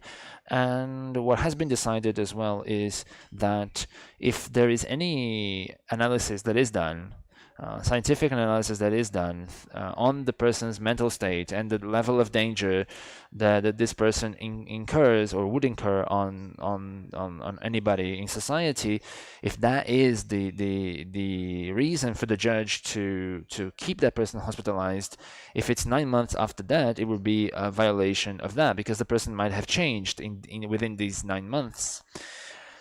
And when we look at this convention, we also see that those individuals who are hospitalized, they have to be heard personally. They have to be heard, they have to be defended, they have to be represented by a lawyer who has to be assigned to that person as co-official. So anyway, this is my second point of the perspective that what happens in Germany based on the European Human Rights Convention. And now let me talk about positive law in Germany. Now, speaking of positive law, I'm going to go brief on this because I'll speak in general terms, because when it comes to this, I mean, the first important detail is that there are 3 ways of hospitalization in German law. First is civil law, second is administrative law, and third is penal law, penal code as a safety measure. I'll speak a bit about the 3 options. When it comes to civil and administrative law, the numbers show us that there's like 20,000 lawsuits per year. If it's high or low, unfortunately, I cannot assess that. But what happens in civil law is that there's a possibility in the paragraph 1830, there's a possibility that these individuals who are in such a situation, I think the translation could be somebody who's under the protection of the state, because this does not exist anymore. Because in Germany, the idea that somebody would be, in charge of somebody does not exist anymore in Germany. But anyway, a person who is in that situation will be able to be hospitalized if there is a danger for suicide, or if there is a possibility for damage their own health, or in a situation where it is necessary to do an examination with treatment or some sort of medical intervention and the person does not agree with that. And the decision for this hospitalization has to happen with the authorization of the court that is responsible. So the sponsorship court. So basically, I cannot say much more than that. Well, anyway, when we look at administrative law, we see many possibilities for hospitalization. What is important here to realize is that administrative law in Germany is for the sake of when we look at this, we see that this is for the states, actual states. But almost all states, federative states in Germany, they know the laws that consider the hospitalization of such mental illnesses, individuals. So in Berlin, there is a law. So there is a law that looks at individuals with mental illnesses. And let me speak a bit about this law. This law speaks about the possibility of a hospitalization of individuals, especially when there is danger that is to their lives, to their health, or to the goods or the assets of other people, and they cannot be avoided in any other way. So this device in the law also makes it clear that there's a device about the finality of the hospitalization. This is paragraph 16. And it is said that the finality of such hospitalization is to avoid these dangers, to stop these dangers from happening. When it comes to treatment, cure, or the diminishing of any sort of symptoms or the illness itself, those are possibilities.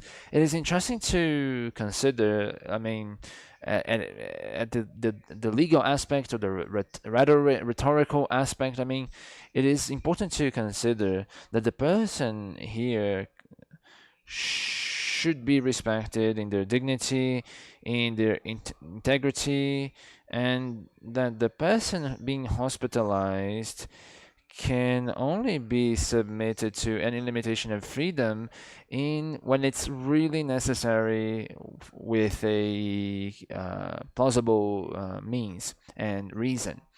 And obviously, that has to do with the person itself and others involved.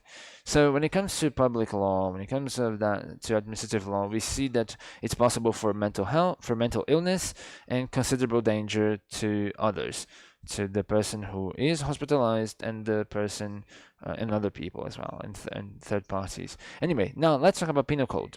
So when it comes to penal law, we look at safety measures, and we consider that they are established for those who are meant to look at this or those who are not meant to.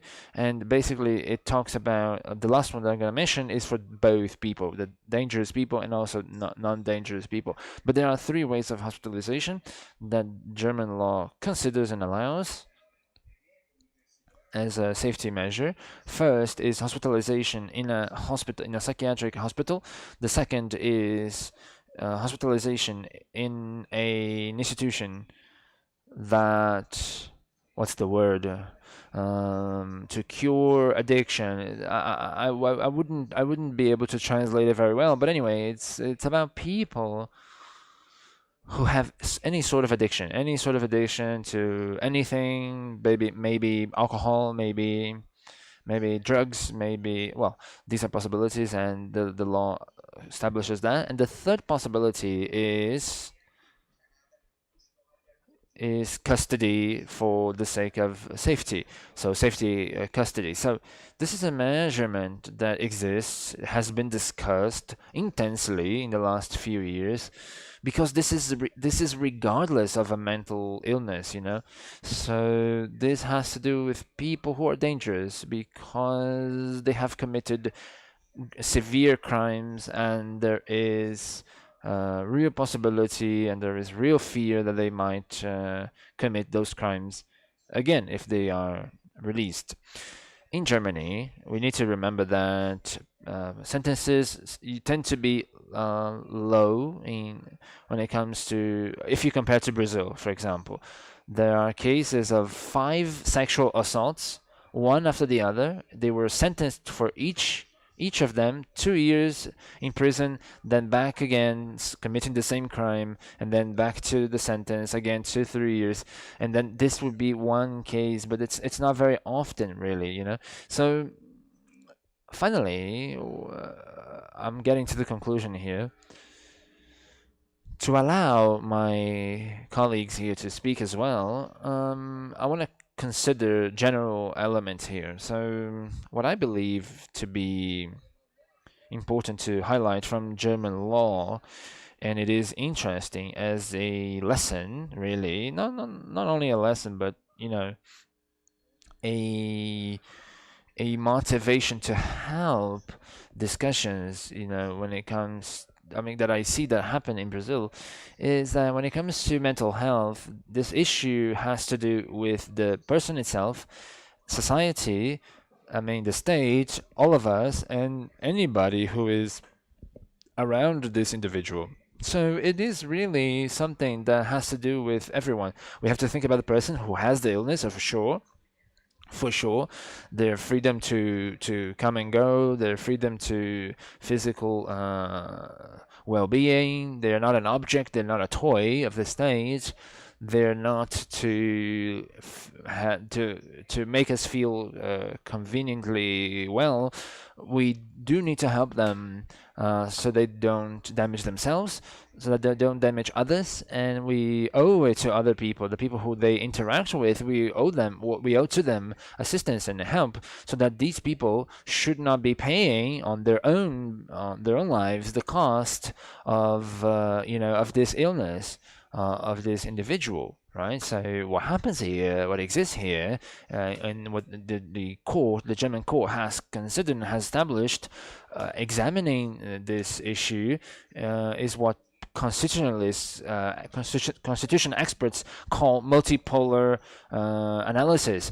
We cannot just look at one aspect to this. We need to consider the protection of fundamental rights, the rights to defense, the right to not being deprived of freedom, and also protection. They have the right to be protected, and we cannot forget of the rights of the others who are involved. And I'll tell you that I look at this with a certain level of skepticism, that this can be just done. This discussion can be done with only one activism flag on top of it. I believe this is not just a small thing that will go through just one flag, and what we need to do here is to examine each issue, each conflict, respecting the logic of each conflict and each individual connected to it. And unfortunately, I've got to run here. I hope that I was in any way of help. I thank you for inviting me to such an opportunity. I hope to meet you in person, the ones who I don't know yet. And I'll have to leave now. Thank you for your attention. Thank you. Professor Luis Greco, thank you very much for your presentation. I would like to use this opportunity to introduce myself. We had some difficulties in the beginning, some technical issues. Edinaldo César Santos Júnior, Assistant Judge of the Council of Justice. It's a pleasure to have you here in this morning. and your brilliant explanation and presentation. Okay, Phil? Yeah, sorry for in the beginning, didn't I could not listen to your name, so see you guys. See you. Bye-bye. So now we are going to have the opportunity to listen to Dr. Louise Southland. I don't know if I can pronounce your surname correctly. Please feel free to correct me. South Hallen. Uh, I'm trying to use the English I have here, but the professor is a master in international development and in policies of mental health, also honorary fellow of Justice Health Unit of the University of Melbourne, and also a member of the directing committee of the Worldwide Prison Health Research and Engagement Network. Professor, it's a pleasure and honor to have you with us in this morning to talk about a topic that is dear topic for us around mental health. So you have 20 minutes for your presentation. Please, the floor is yours.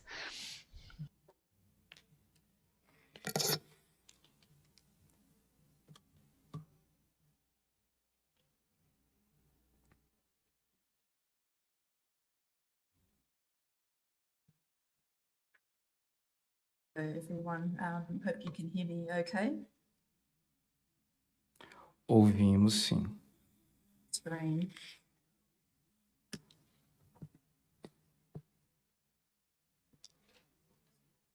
Vamos lá. And hopefully you can see that okay. Okay.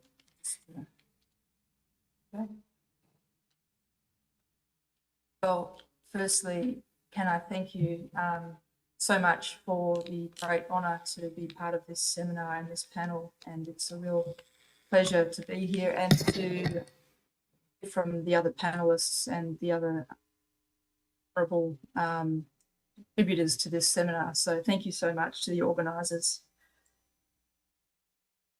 I have a few different roles. Can I just check that you can hear me okay? It's like there might be some difficulty. I'll just try to speak up a bit. I hope that that may help. Is that any better?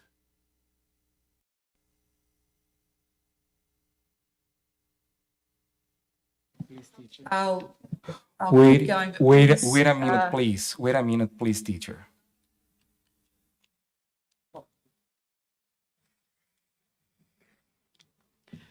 É o canal 1?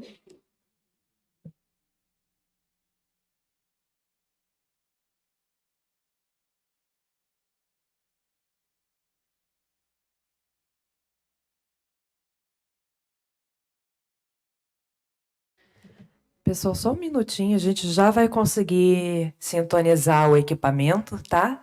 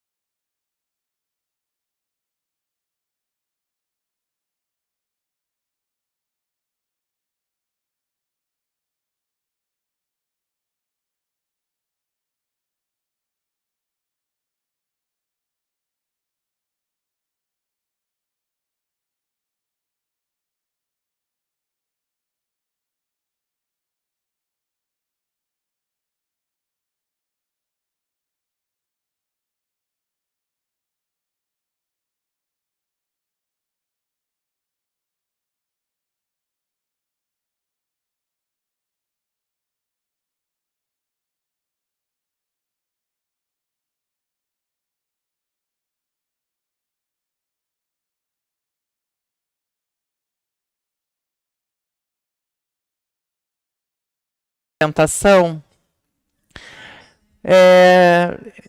pelo que eu entendi, esse seminário realmente está focado em como os direitos, né, legais, esses entendimentos podem afetar as complexidades da justiça, né, como as definições de justiça. Isso realmente é um desafio muito sério.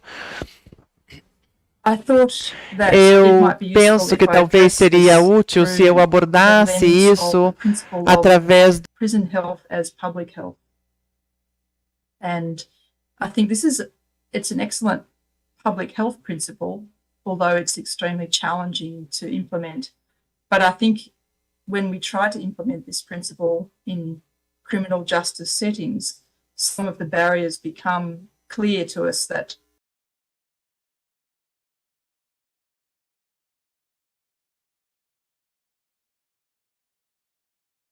contraditórias que temos. Então, como olhar esses princípios e discutir tudo isso? Também, dados alguns exemplos da Austrália, com algumas barreiras que nós enfrentamos aqui, ao tentar fazer isso realmente conseguir atender a nossa meta, né? Nós identificamos algumas formas possíveis de resolver as tensões e esses impactos, e eu vou falar depois, né?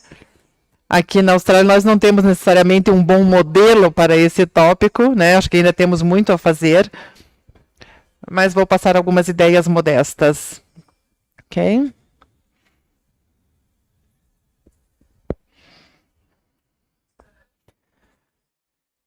Então, acho que ajudaria, né, também lembrar o que nós entendemos, é uma abordagem de saúde pública, a saúde prisional da Organização Mundial da Saúde, né?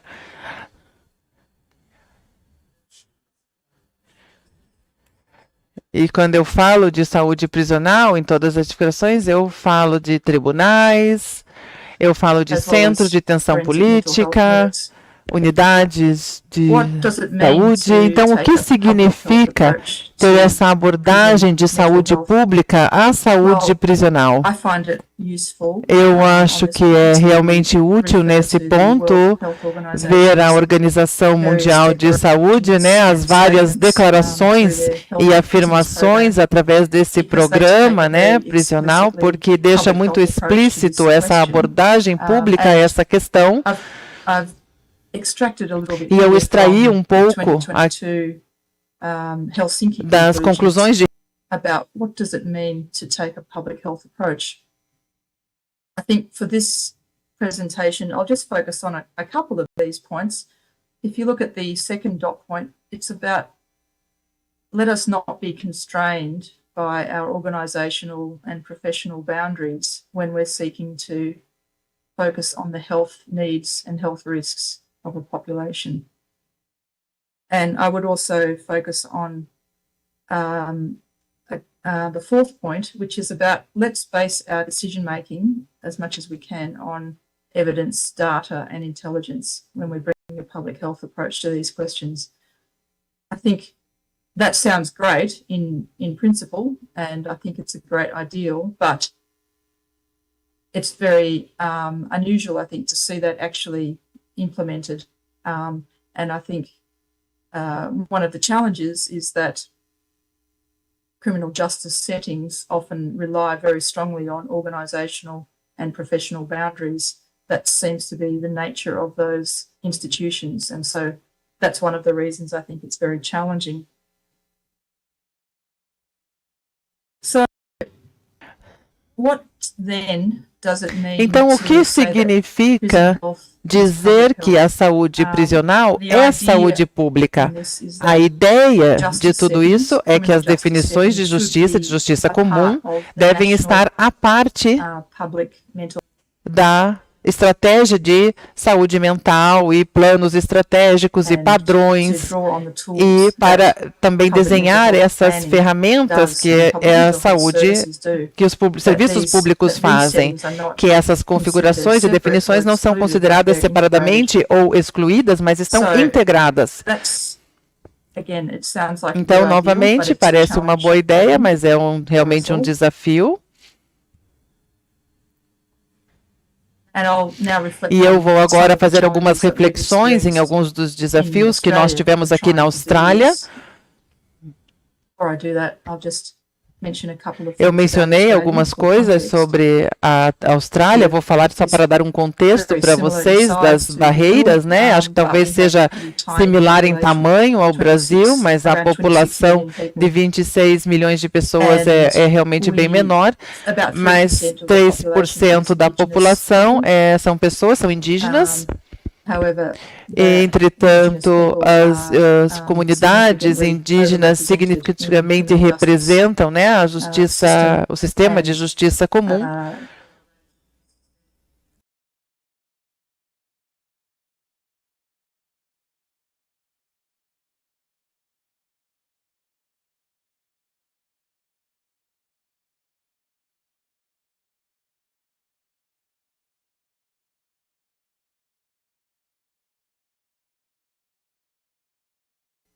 It's a fairly young federation. It was formed in 1901 when the different colonies, which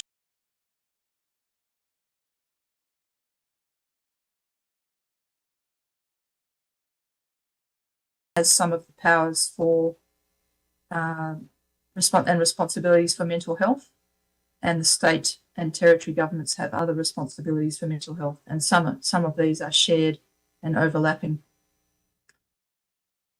So an interesting thing has happened in Australia in the last 15 years. There's been a significant centralisation process for mental health. There's been an agreed national mental health reform process, and this has involved a whole range of transfers of power, voluntary agreed transfers of power from the states and territories in relation to mental health strategy and policy. And I've got a few, I'll just touch on a couple of these examples.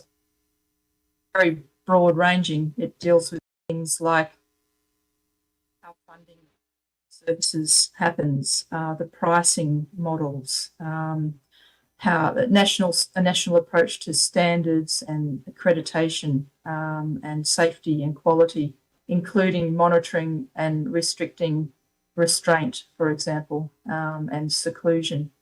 There's a very strong approach nationally about embedding lived experience expertise into mental health services. So basically, we have a lot of tools at the national level in relation to mental health reform, but there's a huge gap, a huge absence in this, and that is justice settings are basically completely absent from these national mental health reforms.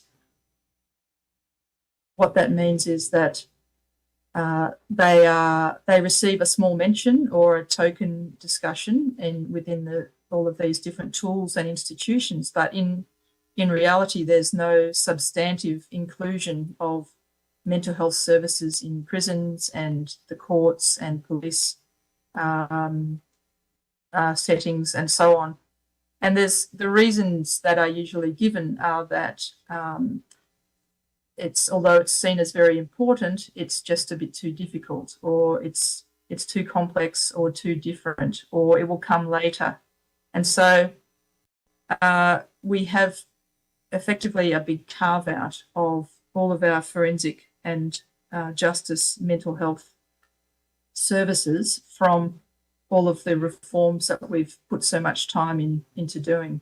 So we have all of these tools, which we think are useful, but we just decide that we won't use them in justice settings.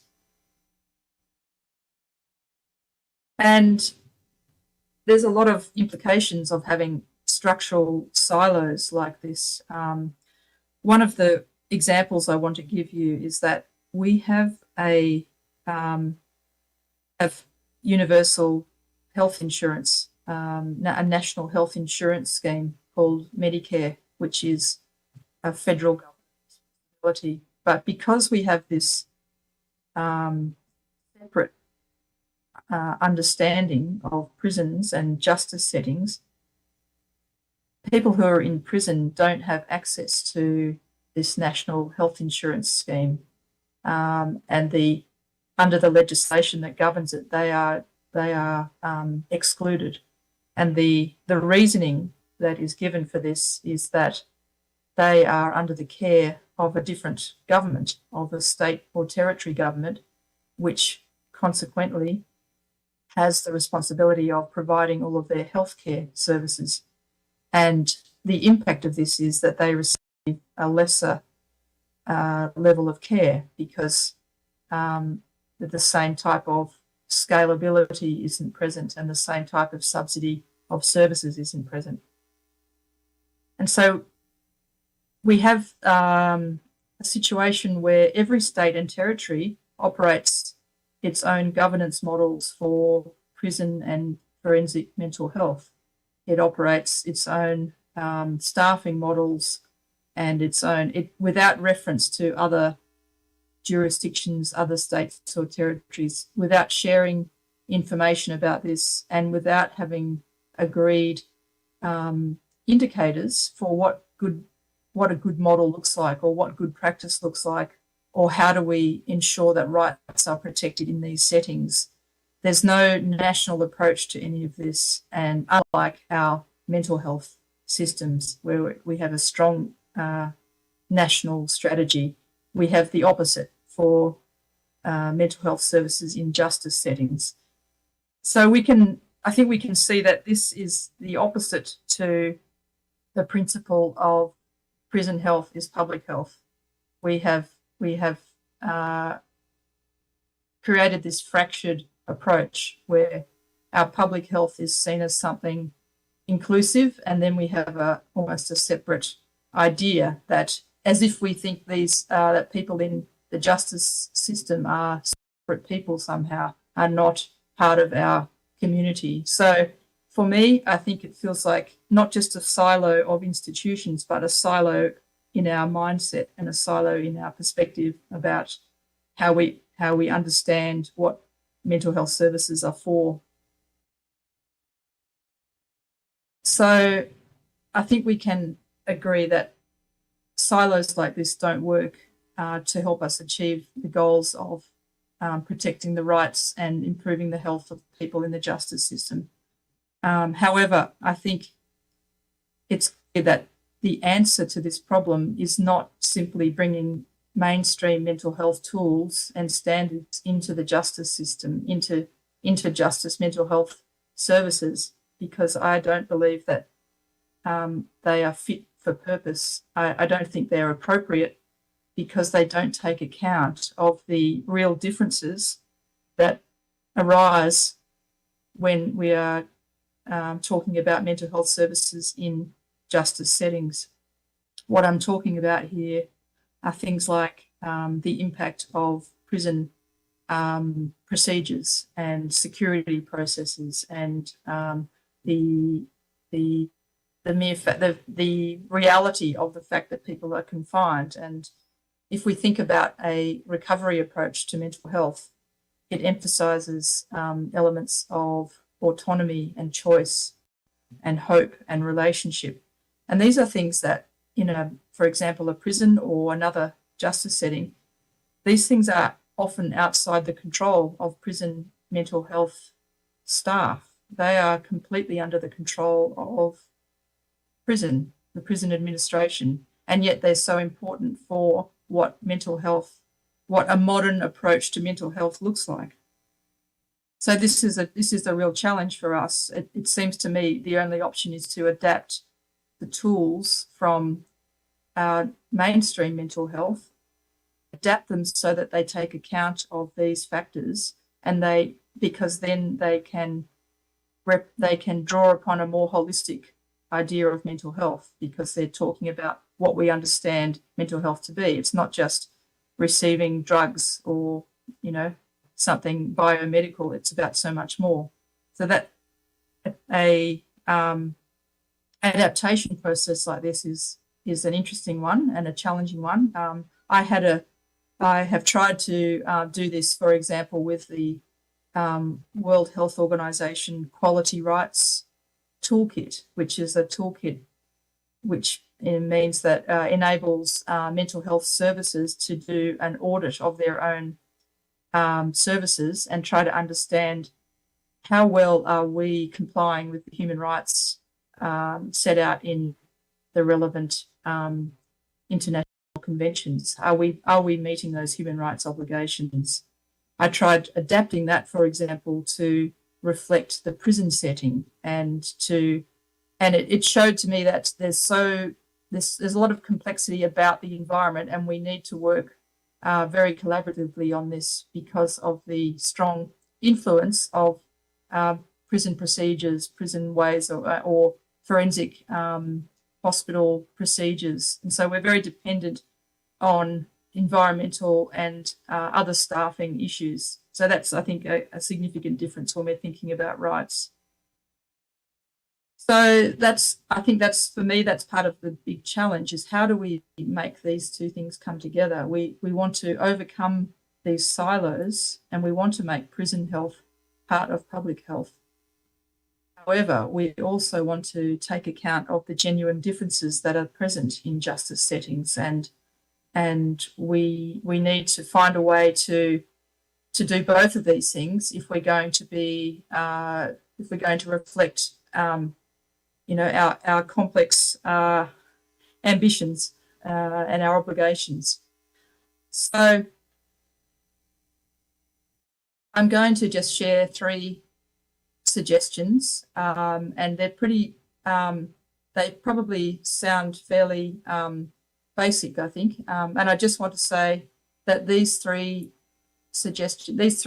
ideas are things that Australia has not achieved. We are a long way from achieving these. So I'm using examples largely from other countries, which I think are demonstrating a bit more of a connected, thoughtful approach.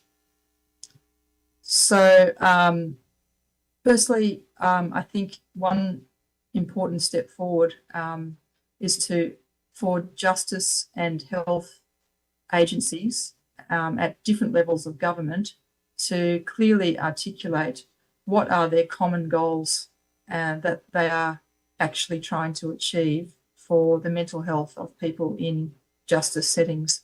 Because there are goals that are shared, but it's not, in Australia, for example, it's not clear that agencies, different health and justice agencies, understand or appreciate what their joint goals are. I've never seen these clearly articulated in Australia across different levels of government, for example. I've got an example where I have seen it, and that's from England. I've got it here. And by the way, all of my references are at the back of the presentation. If you're interested, everything that I have mentioned is there. The National Partnership Agreement on Prison Healthcare, I think, is one way in which these different agencies are able to set out their common goals. I think the next thing is agreeing across different agencies and stakeholders, how do we measure what success is? How do we articulate what exactly we're trying to do, and what are the clear measurements and the clear data that will show if we are achieving this or improving or getting worse? My suggestion for a good model of this is the Stepping Up initiative in the USA. This focuses on jails at county level, and it brings together quite broad coalitions of justice administrators, health clinicians, and organisations of consumers, for example. There's a national framework which has the same clear goals and the same clear measurements about how these are to be measured and compared. However, at local level, the local actors decide themselves how do they achieve these goals. So they have flexibility at local level to achieve this very strict, clear set of agreed goals. And I think that's perhaps a realistic way to reflect the complexities of these.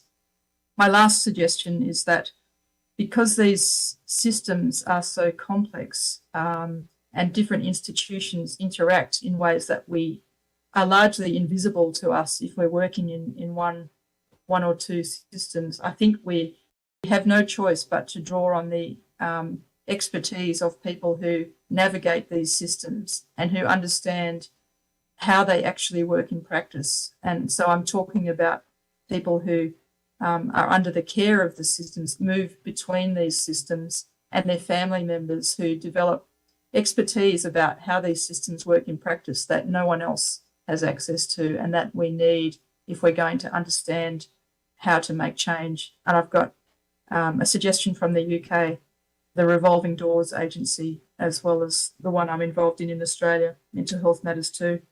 I think I'm probably close to time, so I'm going to stop now. My remaining slides were really to give a bit more information about the Stepping Up initiative, and also to say thank you, and I'm always happy to provide, if there's information that might be helpful in your work, I'd be delighted to connect with people.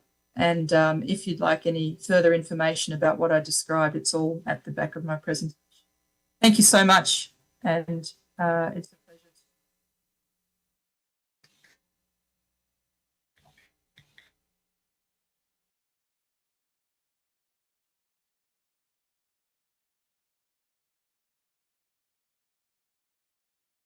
Louise, thank you very much for the excellent explanation, which bring us extremely important reflections on this country that I would say it's like a broader country to us in terms of extension, and with some differences related to the population size, I would say, but would make us, invite us to reflect when you bring in the last part of your presentation about the challenges that Australia would have when it comes to these issues, which are challenges that seem to be, even though we live and we have different circumstances, we here in the country also face challenges such as the intersectoral articulation. We still, even though we have the NHS, a Brazilian NHS that attends the prison system differently from Australia, where each state has their own health system, we as SUS, in Brazil, SUS is the national health system, right? We still have to work and learn how to work in an intersectoral way, more articulated way. We would learn. We are taking baby steps in this perspective of monitoring, and also the National Council of Justice has an expertise with our DNF and this look of inspection for the prison system, and generally everyone who are restrained, and this perspective of maybe using the expertise of people who deal with the topic is something that is also a challenge for us. But such a seminar like the one we were having will give us the opportunity to listen and learn with the experts like you who are working and researching on the topic. Once again, I would like to thank you for your participation and your fantastic presentation. And at this point, we are going to listen to the other panelist, Dr. Flavia Piovesan, who is the scientific coordinator of the Monitoring and Fiscalization Unit for the Decisions and Deliberations of the Inter-American Court of Human Rights of the National Council of Justice. She was also a member of the Inter-American Commission on Human Rights between 2018 and 2021. She is a master and doctor in law by the Pontifical Catholic University of São Paulo, and also a professor in graduation and post-graduation in law at PUC in São Paulo. And in addition to all that, Dr. Flavia Piovesan is also a big reference to us, a big reference in Brazil and everything we think about human rights. She has been a big professor to all of us during these last decades. Professor Flavia, it's a pleasure to have you here with us in this panel. So the floor is yours now. Thank you very much. Can you hear me well? Everybody can hear me well? Okay.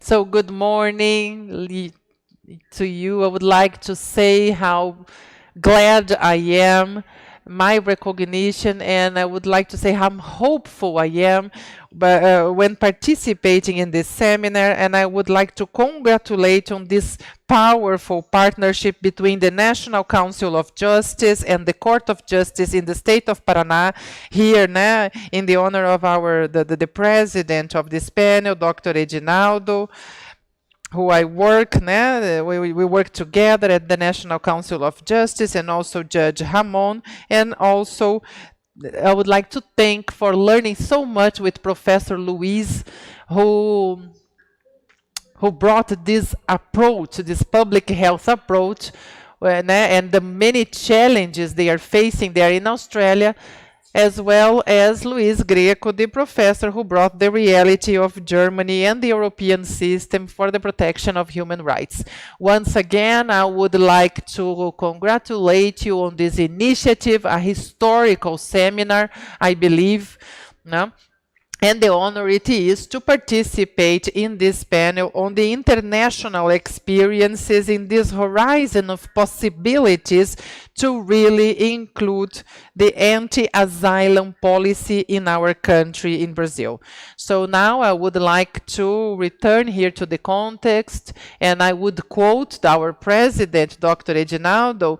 Here we have three central elements to our debate, the reform with the law 10216 in 2001. So this paradigm shift when it comes to the psychiatric reform and this cultural change in favor of an anti-asylum policy, and also the Damião Ximenes Lopes case, the first conviction suffered by Brazil, which is emblematic to us, and we recognize the international responsibility of Brazil for the violation of human rights, the right to life and integrity, considering the death of the victim after 3 days in an asylum, and being suffered from torture and being mistreated there. We also have the UN Convention for Persons with Disabilities that protect these people and brings us a new paradigm, which is ratified and also incorporated to our constitution. And now I would like to say that the honor it is to be the scientific coordinator of this unit for the monitoring and inspection of the decisions of the Inter-American Court, because the National Council of Justice would like to act as an important player and really leverage this jurisdiction. So with the leadership of CNJ and also the Court of Justice, I would like to say how thankful I am for all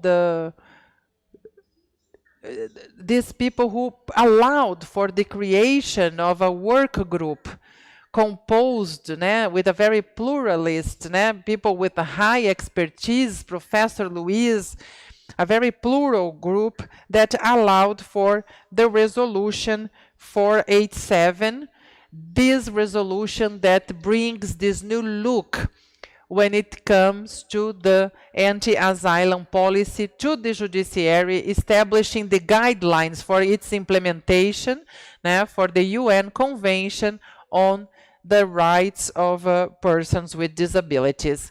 And now I would like to share some ideas at the light of the lessons we learned from Germany, the lessons we learned from Australia. So also combined with our national experiences and our national challenges. The first idea is that this topic shows the complexity of the so-called overlapping discrimination.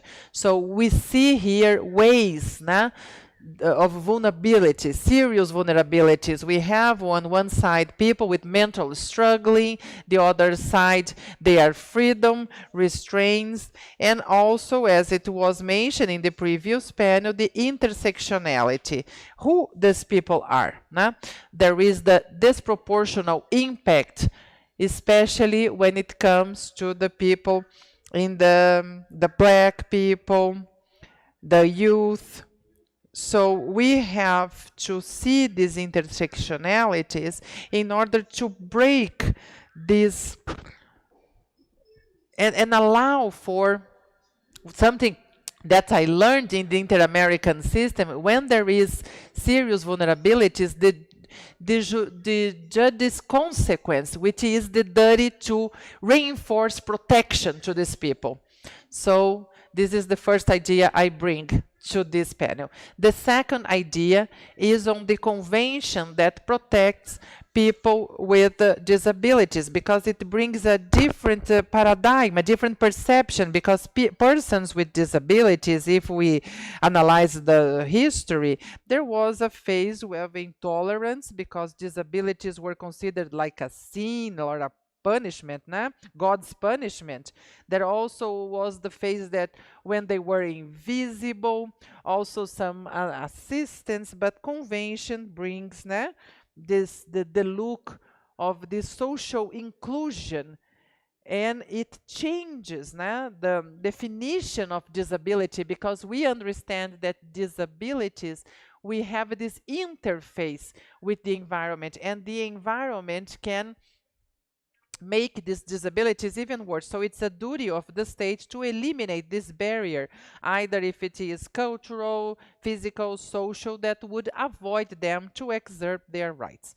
And here's something just to provoke, provoking thoughts, that is the institutionalization, which is a way that makes disabilities even worse, because that there are severe violations to human rights, and they were all pointed out in this seminar.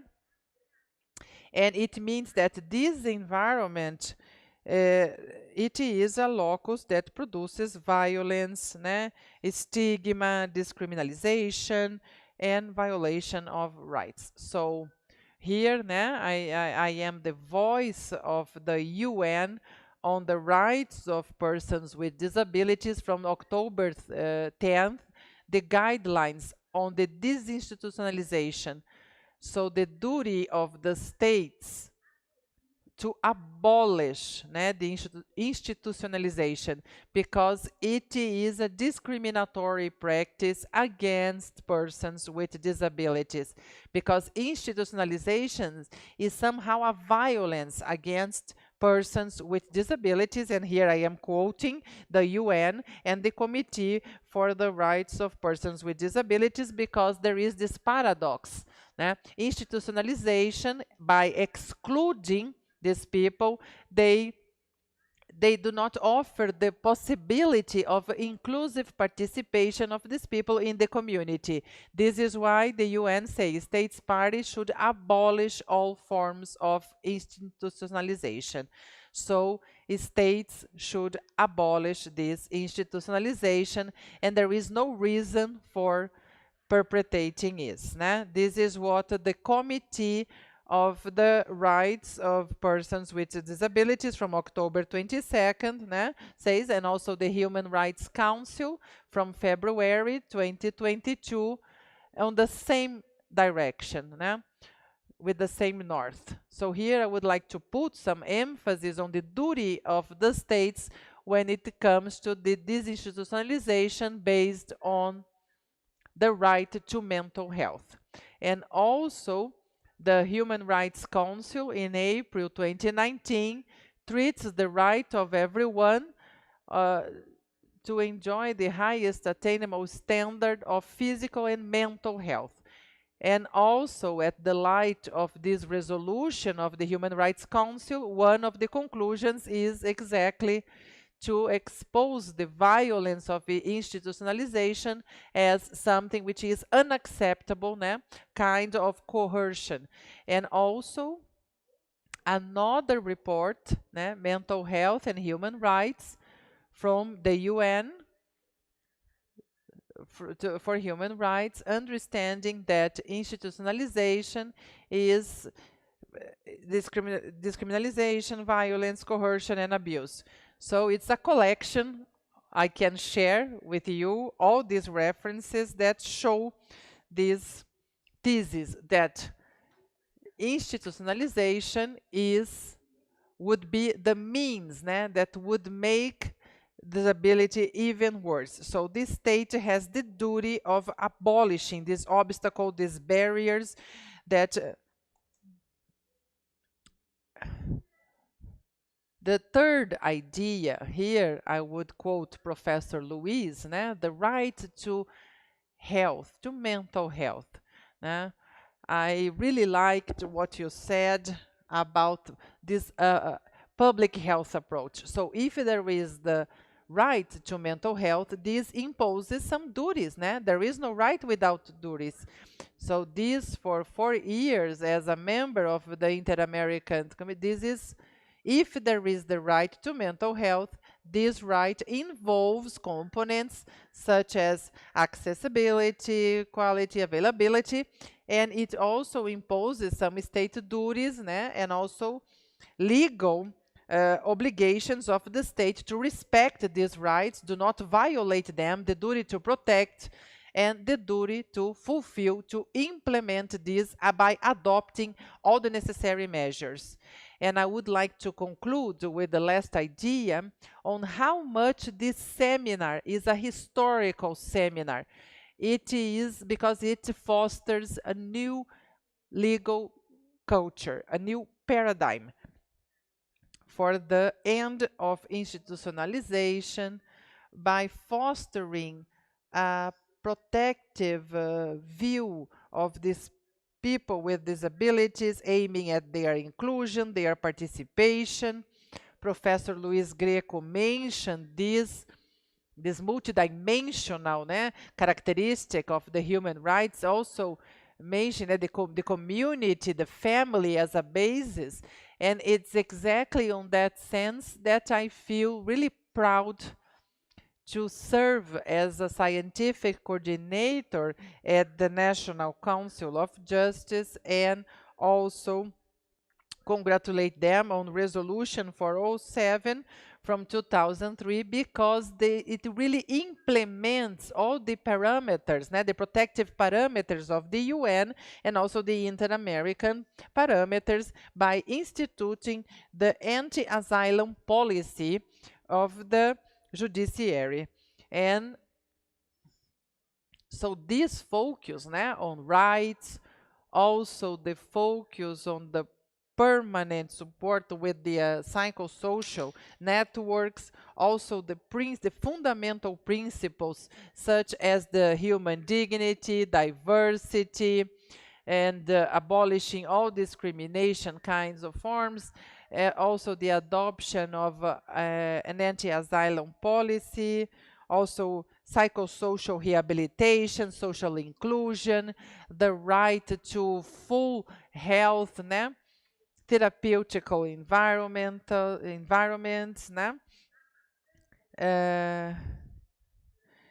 Non-excessive medication. Once again, Professor Luiz Grego talked about proportionality, né? The proportion that is so well done in the German way. So when there is the restriction to the right of freedom, né? So avoiding these excesses, né? And abolishing some physical constraints, mechanical constraints, pharmacological constraints, which is disproportional, né? Which also permeates this. Dr. Edinaldo and Professor Luiz reminded us on the importance of interinstitutional articulation, so permanent articulation with the social, né, the assistance systems, the topic here of the states, the role of the states in it. And I would like to conclude my speech by saying that I believe the transformative power of ideas. I think that ideas can really transform realities, and ideas are capable of transforming also social practices. And this is a privileged moment. So new ideas can foster new practices, protocols, and incorporating the human rights approach, public health approach, as Professor Luis mentioned, and also the human rights approach. So this locus of discrimination, violence, stigma, pain and suffering, we can somehow, we, the players, public agents, judiciary authorities, health agents, family, community, state, can contribute on this to respect, to human dignity, to the right to, holistically speaking, also the right to integrity, also with the judiciary and its biggest vocation as the entity that are there to protect the rights in a democratic state. Thank you very much.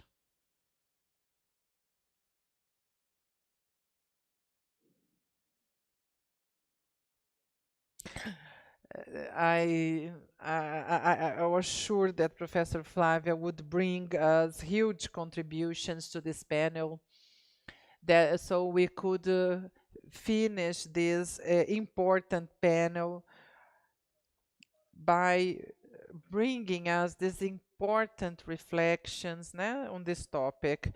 We need new paradigms, we need the end of institutionalization, the ideas really transform social practices, and ideas come from people. So we need people who have these ideas and will be able to transform social practices. At this moment now, I would like to say that we finish this event in the morning, so I will give it back to our ceremonial. Hand it over to her. So we would like to thank Dr. Edivaldo, also the presence of everyone who are here presentially participating of our event, and all the others who are with us online mode. And now we are going to have a break for lunch, and we are going to resume from 2 in the afternoon. Thank you very much, and see you soon. An excellent lunch to all of you.